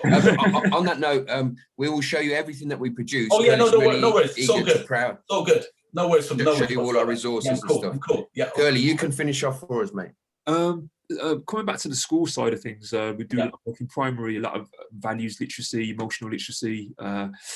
What would you say are some of the key values for young people, say from, however you want to interpret that, from whatever age, what sort of values? I think there are three really important things. Firstly, you have to be a person of good character. You have to work on yourself. As the old African Americans say, if you don't stand for something, you go for anything. So work at what you believe. Believe in things that are good, that are just, are going to help you become a good person, first and foremost. Second thing is, there's no shortcuts. You have to graft, you have to work hard, you have to put in the hours to develop yourself. If you're going to be a mathematician, you're going to be a musician, you're going to be a sports person, you have to put the effort in. There are no shortcuts. There's no magic wands. There's no lottery that's going to fall from the sky, a finger and point. You've got to put the work in. Third thing is, everything feels better, tastes better, smells better when you share it with everybody else. So whatever you accomplish, if you share it, it always feels better, tastes better, always better doing things in community and sharing with people. Selfishness is a disease, it's a sickness, but sharing is beautiful, it's loving. So whether you can share it with your family, share it with your community, share it with the world, there's nothing more precious than sharing your talent, your ability with other people. So those three things, character, craft, and share it. Beautiful, beautiful. That's going to look brilliant on our values program, Kurly. We did a British cultural values thing. Sure. Everyone was asking us to go do those fives. There's another gig I have in schools, but this may not work. I say to young black men, I said, I've come here today to teach you two things: how to steal and rob. I want you to steal an education. This is how you go about it. It's hard work. You graft. You make sure that you put in the time. I want you to rob knowledge. And you want to stay in the library, read the books. Don't get sidetracked by gaming, by what the people are doing on the street. Rob the knowledge, soak it up. Because if you steal and you rob, there's nothing you can't accomplish in life. I'm loving that. That's brilliant. Yeah, man. And you school teachers get a bit worried, you see. Oh my goodness. Yeah. Have we checked his DBS? yeah. Well, there's steal, rob, and then there's kill. I want you to kill. I don't want you to kill ignorance, because ignorance is a terrible thing. You should be ashamed if you don't know. Worst thing is to be ignorant. You should never feel good about saying, I don't know. Kill ignorance. So listen, what we have to do to make it in this life: rob knowledge, steal an education, kill ignorance, and that will make you a man. That was amazing. That's and going to impact so much on the young people that we work with, Dr. Beckford. Kurly, I'm very conscious of Dr. Beckford's time. You're going to sort out the invoicing and make sure Dr. Beckford gets paid. And I know you want to seduce him into becoming associated with what we do. So we're going to send you some stuff. Yeah, look, I'm happy to help in any way, shape, or form going on. But more to do with the structures, because my new job, I'll be running the Institute for Climate and Social Justice at the University of Winchester. Winchester is Britain's social justice university. So they pride themselves on, working with diverse communities, getting first generation kids into university. So here's the thing, look, I've got a blank slate. If you said, we want to work with these kids over this period of time and get them into a university, we would provide the access, the support, because that's what they're about. They're about getting people into university. So that's what I'm interested in. What can we leave behind structures? If you've got kids in a Peru and you want to bring them to the university for the day to think about how, you know, and that's it. But also what we can do is look for funding to then help resource what the kids, and anything that's got an environmental tag to it, there's money. I mean, listen, I've struggled for years to get money for anything black. When I signed up for the job, I'm telling you, I signed up for Green. this job. I tell you what, I love this job. And they said, oh, well, we're in a bit of a tizzy at the moment because we've just got £4 million to spend. I'm like, what's the £4 million to spend? Easy. And then, listen, I haven't even started yet. This dude contacts me from the University of Nottingham saying, we've got a joint bid we're putting in for £7 million. I'm thinking, I'm struggling for £5,000, 2,000, 5,000, 10,000 to get student fees and this and that, whatever. There's this big money. So my plan is to say, yes, but we need to think about environmental justice for kids who have got asthma, who are breathing in the noxious fumes from the cars because they can't escape the area. So how do we then develop a pathway for them? So I think if we think longevity and structure, is there a generation of young people we can provide pathways to? And even if the pathway, because nobody wants to go to university, nobody wants 30 grand worth of debt, you know, to be got at this point in time, you know. So it might be that we think about other pathways. Are there pathways then into the music industry? And if there isn't, Birmingham has no central music development hub. They do that stuff down at Bourneville, not Bourneville, not Dudley College, no, Birmingham, in Digbeth, the college in Digbeth. They do a thing there, but not one proper musician's come out of there in 20 years. So I always said, whenever I go down, it's a failure. I said there are music colleges in London that produce 5, 6 big-time music producers. How come you aren't producing them? You know, or artists. I was watching some sci-fi something on Netflix last week, and it had this mixed heritage woman with freckles, this actress, and I was thinking, because watching it, and actually, you know what? It's not on Netflix. It's on Disney Plus. It's the new Falcon and Ice. What's his name? The Iceman. You know, the Falcon, the black guy out of Marvel Comics. There's a Falcon, the black guy who's got the bat things on his back, right? And he's with Bucky, who was the friend of Captain America, right? So Bucky and the black dude have their own show that's it. That's it. Yeah, they have their own show on Disney Plus. So Tutus, the people that they're up against, the enemy. I was watching. I said, who's got an English accent? So I just Googled her. She went to a drama school in London from Tamworth. Wow. Okay, just down the road. Her and her sister. I'm glad they're big in Hollywood.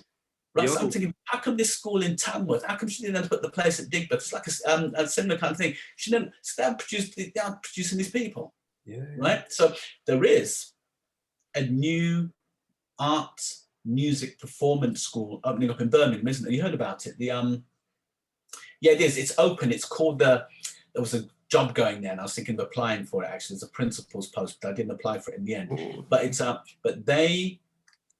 like an academy of the arts, right? So it could be that's the pathway. It's like one of those free schools, but like a sixth form level now that the government's doing them on. I can't remember what it's called in Birmingham. If you look at new art school in Birmingham, it will come up. It could be that's where they need to go. But then when they're there, who are they mentored by so that they don't just do the course and then disappear? How can we get them then on Netflix? So it could be that we say, okay, and like I know David Harewood. David Harewood has his own production company now.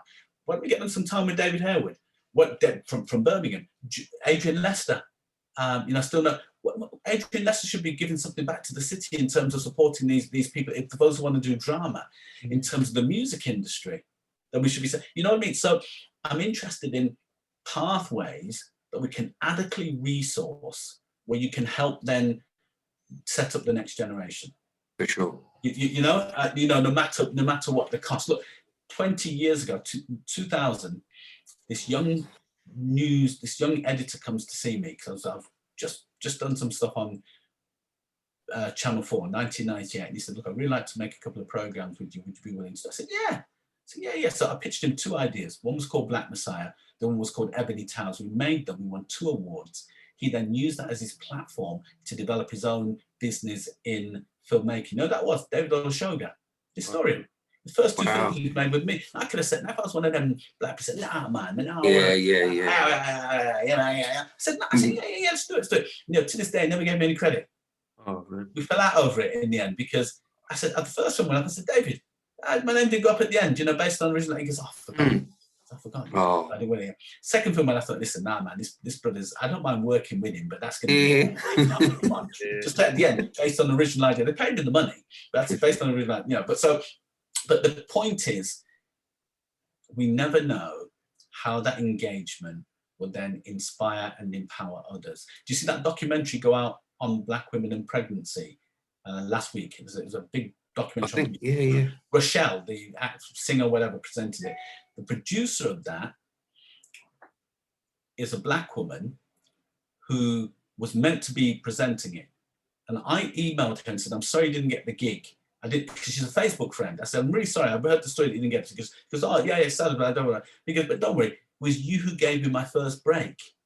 I was thinking, I didn't even know who you are. Oh, Lord, is my memory gone? Because I can't even remember who this is. I didn't want to, you know, when you get old, you don't want to then say, remind me of who this was. But it just, listen, we've got to put the structures in place so that there are clear pathways through BCU, through Winchester. Poetry, you can have a poetry access where they're paying you to you know, I mean, leading to literary studies, leading to that's. So I'm interested in. I can do the stuff, talk to people. I'm more than happy to talk to people about it, but I'm interested. What can we lay down now? So in 5 years, we say, look, we've got 20, 30, 40 people, 50, 100, 200 who have, you know, because Birmingham isn't that easy to control. It's not like London. You know, it's not that difficult. So we really need to think about how we get that, the excluded, back into inclusion. That's what I'm interested in. How do we get them not in prison, but elsewhere? And what structures do we need? It might be, see, places like Winchester are good because it could be the way in which people escape the gang. For sure, yeah.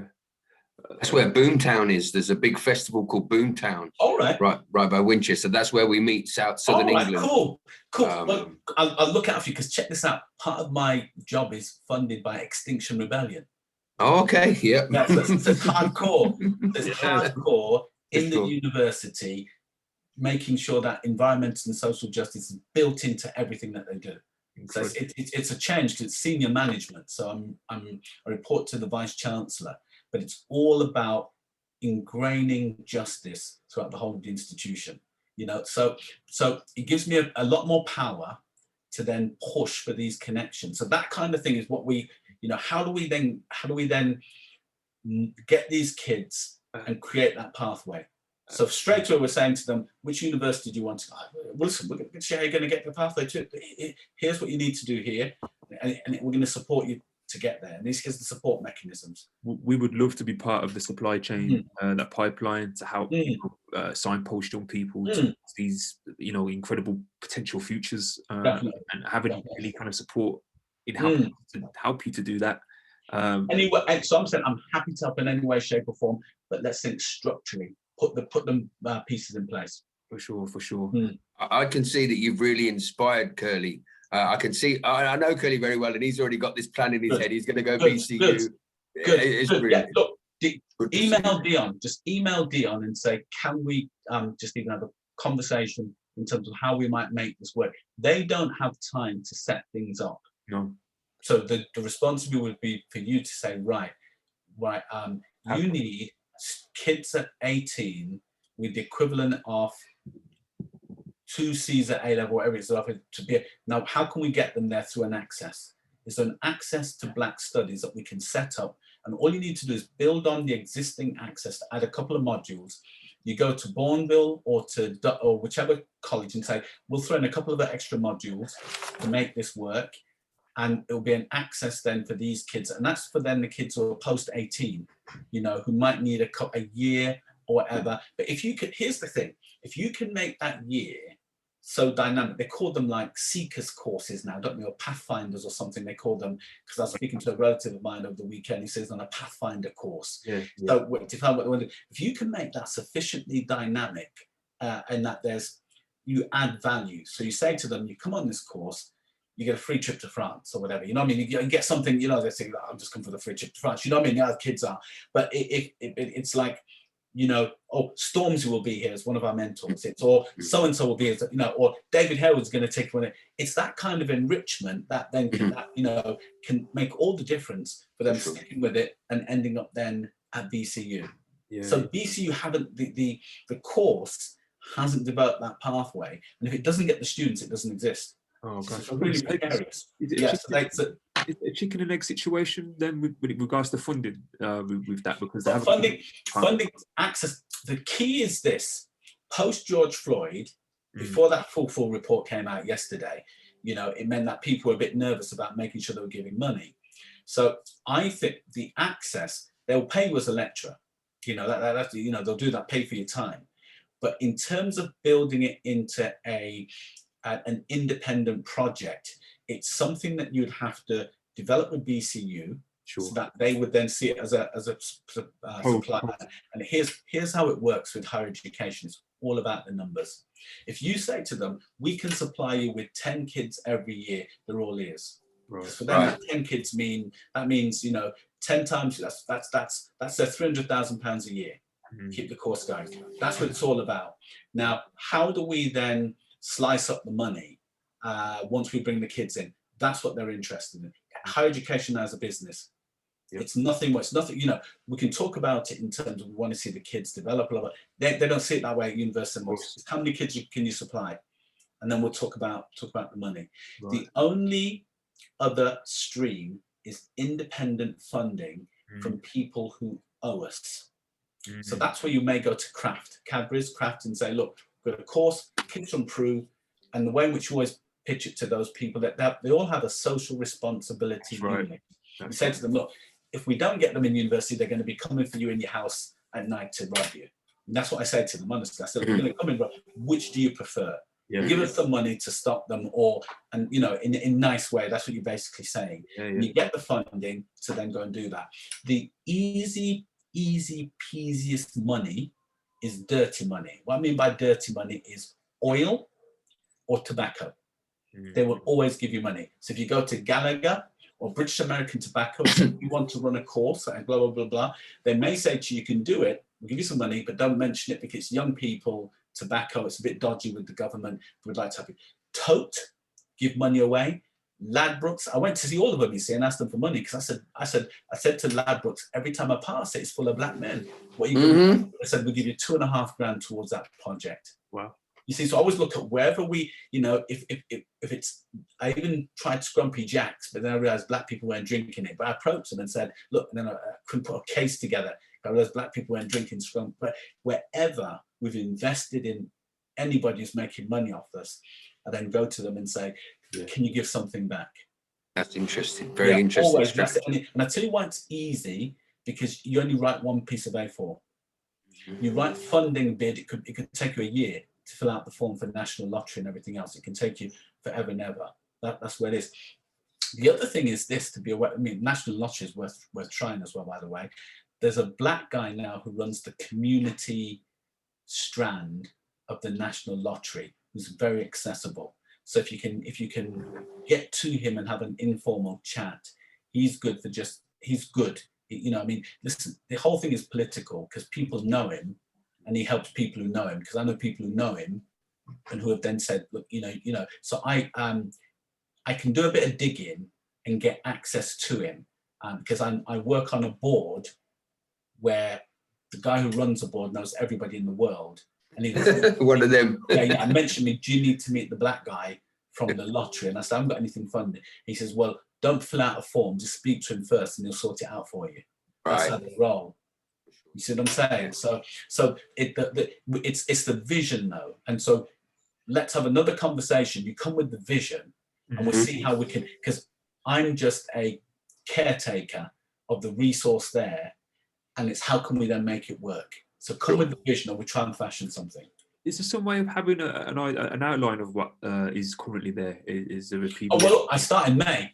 Okay. I start in May, but I would say this: look, come with the vision, and we make it work. So we rely on those people, we get nowhere. Yeah. No vision. Sure. I think we're going to have a Kurly pathways plan for poets. Yeah. You say what? The professorship. You say what you want to do, and then we'll make it happen. But they won't see it. It's a bit like Gareth Southgate, isn't it? Man got no creativity, man. For sure. I watched them the other night. I thought this team is dry. Bring back Marcus Rashford, and then today they sat down. The dude from Liverpool ain't gonna make it. The fullback from Liverpool, what's his name? With the double barrel. I'm lost on the football. Okay, I'm telling you anyway. It's just that all the really, really creative players, with the the nativist, who like little skill and everything, is weeding them out of the team. Even the white boys, Jack Grealish. The same may not make it. Put a dry team together, man. Can I just ask one more question? Yeah. We've worked on anti-racism projects for years, and football has been a particular one. Let's kick racism out of sport. It's only the colour of the shirt and caps. 20 years, and we seem no further on. Why has that anti-racist? Easy reason why anti-racism has failed in football. Yeah. Because footballers who are black don't have the moral courage to stand up and work collectively. If you have a black footballers union in Britain and in Europe, and they work collectively, racism is done in football. If they say we're going to down tools until you sort this out, it'll be sorted out overnight. Mm-hmm. It's a classic case of divide and rule. Whenever they've got close to it, they've always stepped back. So, for example, a decade or so ago, Rio Ferdinand attempted to set up a black union to deal with this, and he was put off it by agents and other people and other investing parties. So until they organize and get together, there'll be no change. That's why when you have in basketball, in contrast, African-American basketball players got together to fight racism within basketball, and they've been hugely successful as a consequence, responding to George Floyd's death, and also caused a lot of controversy when Trump was in power, because Trump didn't like what they were doing. So it's simple. If you can get the top players to form a union and push for change, there'd be change. Similarly, if the top 20 black players in Europe would support Thierry Henry, there'd be change. So part of the problem is the way in which black working class kids who make it, without exception, tend to be afraid, unwilling, or unaware of their capacity to work collectively for change and structurally dismantle the way that racism works in social media and in the general media as well. It's about political power. Wow. That's perfect. It's simple. Absolutely perfect. It's simple. If Rashford gets together with Pogba, gets together with Raheem, I mean, they've done a little bit individually, with if they all get together and say, thank you, PFA, we've now got a black BFA, and it's European-wide as well, and we're going to work for our members' interests in terms of what they require, including, of course, Twitter would change overnight. It's about political power. You do a copyright infringement on Twitter, they get you in a couple of minutes. It's taken down. You write nigger, they'll leave it up there, so that they can do the same algorithms can spot that. It's about political will, but they hide behind freedom of free speech. They hide behind a computer business, an algorithm, a coding business that is deeply racist. The coders are racist. It comes out in the coding. We know that. We can prove it. So that's part of the problem. It's a lack of solidarity.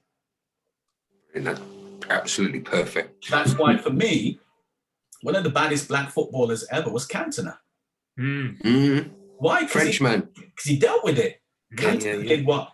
I love Cyril. Cyril wasn't going to give anybody a kung fu kick. Laurie Cunningham wasn't going to do it. The governor, Incy, wasn't going to do that at all. As bad as they were. And I've seen some big, beefy black footballers over time. Well, Cantona was the one who said, "Nah, man, you're not going to insult my people. My mother, drop kick you." And what did it lead to?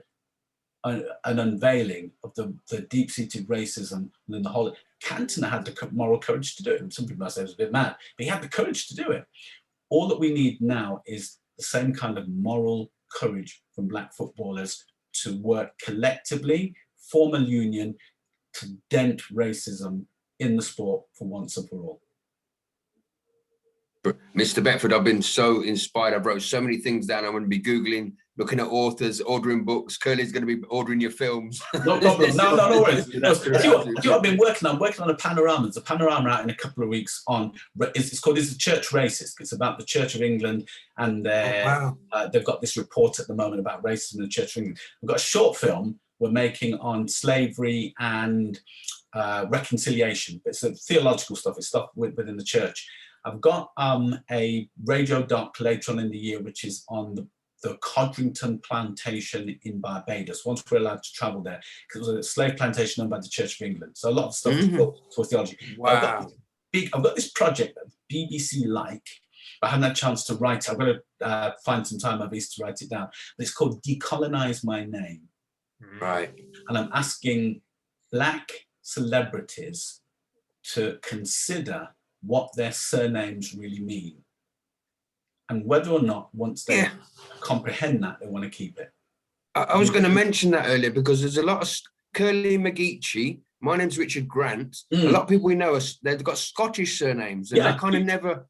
Oh yeah, because there were Scottish slave owners, Scottish plantation owners. The Scottish have a long history in the transatlantic slave trade. The Irish as well. So people who are called, McGinley's, Antigua, St. Kitts and Nevis. You get the O'Queelies, but it's shortened to Queely because the O is the brotherhood of O'Queelies. All that. Beckford, because there were the Beckford family were bequeathed land by William the Conqueror, 17th century, in the west of the island. At their height, they had 3,000 slaves, and the Beckfords were the richest plantation owners, richest people in Britain. In one part of the late 1700s, Alderman Beckford, who owned 3,000 slaves, was twice Lord Mayor of London. So I've just pitched a radio documentary to the BBC on, it's called Right Memory, and I'm asking, what is the right memory to deal with these statues? And I'm using the Beckford statue in particular because there's a statue, massive statue of William Beckford that was in the Guildhall celebrating him. So the Guildhall is owned by the Ironmongers Guild. So they contacted me when all the statue stuff was blowing up, and they said, at that point I was thinking, yeah, take them down, man, these wicked people, blah, blah. So they, because I hadn't really thought it through well enough. So they said, look, what should we do? I said, well, look, let's just look at what was happening to enslaved people on Roaring River Estate in Jamaica in 1770, when he was Lord Mayor of London. So I just said, this is what was happening to the children. Well, we know this was around paedophilia and slavery. We just didn't like to talk about it. We know about male rape as a tool of subduing Africans. So at 1770, it's still cheaper to bring in Africans and work them to death and keep them alive. It's only in the 1820s that they introduced maternity rights for black women, so you don't have to go back to work in the fields after giving a baby the next day. So they're still brutalizing black people by breaking them in, which was called seasoning. So I just went through the seasoning of an enslaved person. Wow.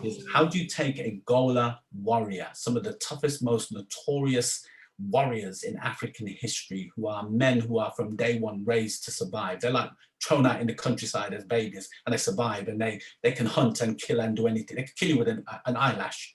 Strongest people in world history. How do you turn them into a docile, subservient enslaved? You brutalize them. So I went through some of the punishments that we know took place. Just took them through their documents, took them to Thistlethwaite's diary. Thistlethwaite said, brought in new slaves from Angola, gave them a dose of Darby's dose. So I said to them, what was he talking about, Darby's dose? So we don't know, because they were shocked now, because I had them after the paedophilia, I said, Darby's this shit in their mouths. Why'd you break in these Gola warriors? So I just went, I said, do you want the list of everything else? No, we're taking the statue down. I just said, let's just go through what was happening in 1780, this plantation. So because they had them pissing each other's eyes and shitting each other's mouths at the beginning of the process of breaking. You've got to break in these warriors now. Imagine, you've got Mike Tyson. Are you going to get Mike Tyson? Yes, master. Yes, but breaking down, brutalizing. We read that. Is it Lynch with that? How to handle stock? The Caribbean. It's the Caribbean stuff. We didn't have to touch the American stuff. I'm talking about what happened to our people backyard. So So this is why they don't want us to study it. You're going to really have kids come in and speak to kids and say, listen, let's talk about 5 years of seasoning of a slave. 2/3 of them died because the treatment is so brutal and whatever. This is what happens. This is why it's so profitable, because the ones you do get through, you can sell and make money on a slave. And also, Jamaica is a seasoning center. It's where you send rough Negroes. You break them in. It's brutal. This is as rough as it gets in human history. This is what they did to them. So, so that's why they want it, because it smashes the idea of British civility. British values never stand up when we turn up. Yeah. Paul Gilroy has got an essay called One Nation Under a Groove. At the end of it, he just links the reggae songs that dismantle the whole idea of British values. In the 1970s, Gilroy mashed that up. When Rastas were saying truths and rights, because your truth saying stuff like that, the Babylon system, all of that, they understood. Dismantles it completely. So so they don't want to teach us. The censor said to me, we'll take the statue away. I said, no, but we need to redeem it. I said, I believe in redemption. We all fought, we all fall, we all make comebacks. That's the way life, and the power is in the comeback. What do we need to do? So I said, let's think of this in terms of Christian ethics. What is right redemptive memory, and what does it mean for a statue? So I pitched them that. They and that's for Radio 4. So we'll see whether or not they go along with it. But it could mean that we bring the statue back, but recontextualize it. So we have, this is William Beckford, twice-year Lord Mayor of London, who stood up for the ironmongers against the king, and they loved him so much they built this 6'10" marble statue. At the same time, he had 3,000, he didn't even call them people, he called them items. 3,000 items in Jamaica. And this is what they were going through. The average one would only last 5 years because they were worked to death. Women were treated this way. And we know, therefore, there's mass rape, mass torture. We can't even call it a plantation. Theorists now call them slave labor camps. Mm-hmm. We call it racial terror, not slavery. So when you're looking at this man who on the one hand is crafting this letter to the king, with the same hand is writing away the lives of people. Think about that. Do we venerate him? Let people, do we venerate somebody like that? This is part of that. About it. The radical truth-telling. That's it. And see what happens. The alternative is then we keep it locked up, or put it in a museum. And I'm not sure, even if you have it in a museum and do the same thing, it has the same impact. So I might be at a step with the Black Lives Matter people, but I think I want to bring it back. No, recontextualize it. Everybody looking at it saying, this is what was going on. And then people, because in the Guildhall, it's where they go to have these big dinners. When people have their big dinners there, oh, goodness. I thought we set these people free. Wilberforce. This really spoilt my beef. Well, it's funny because there's a Kettering Council have got a coat of arms with a man in chains and a half-naked woman. And I challenged them a year ago, and they said it was to do with the abolitionist movement and a certain chap that helped the plantations afterwards and built Kettering Council. After slavery, it was the church, Methodist church. Oh, yeah. But they need to open up. They need to open up their archives and make it. And I think that's really. If you let me have the details, I'll pass them on to some of the black men I know are working on this. Because again, it happened in Bristol with the Colson window in the cathedral. We went there 2018. Made a program about it. They weren't willing to do anything. Black Lives Matter kicked off. They covered it up now. So I think it is really worth engaging with them. But look, I'll let you two go. Yes. It's 1 o'clock now. I'll talk forever. If you need anything condensed, please come back to me. I don't mind. For the invoice, you want me to send it to you, Kurly? Please do. You need to give me a billing address, who to make it payable to. So if you email me first, I'll send that back. Fantastic. Can we, before we close, very concise, so much thanks. Can't thank you enough. My pleasure. Yes, and thank you. Can you finish off this then, just for Yeah. up today? Spoken word is. Spoken word is life because it communicates the depth of our experience. It connects us with the potential that we have as human beings, and it surrounds us with the memory and the love of our ancestors, both alive, no, sorry, not alive and dead. Sorry, I was going to say the ancestors are dead. Oh no, let me, okay. Spoken word is life because spoken word is life because it reflects our deepest aspirations, concerns, and anxieties, and turns them into hopes, potentials, and love. Mr. Beckford's a poet, I swear, a poet. That's There you go. brilliant. That worked. Fantastic. Absolutely brilliant. Fantastic. So much, Right Robert. then. Okay then, yeah. So fire that off to me, but let's have another meeting when you've got time to think about what you would want to put together and how we can help you do it. Absolutely brilliant. Fantastic. Robert. Take Take care. care then. Thank you for your time, My Mr. pleasure. Beckford. All the Pleasure best. and honour. Kurly, that was amazing. Why am I waving at you?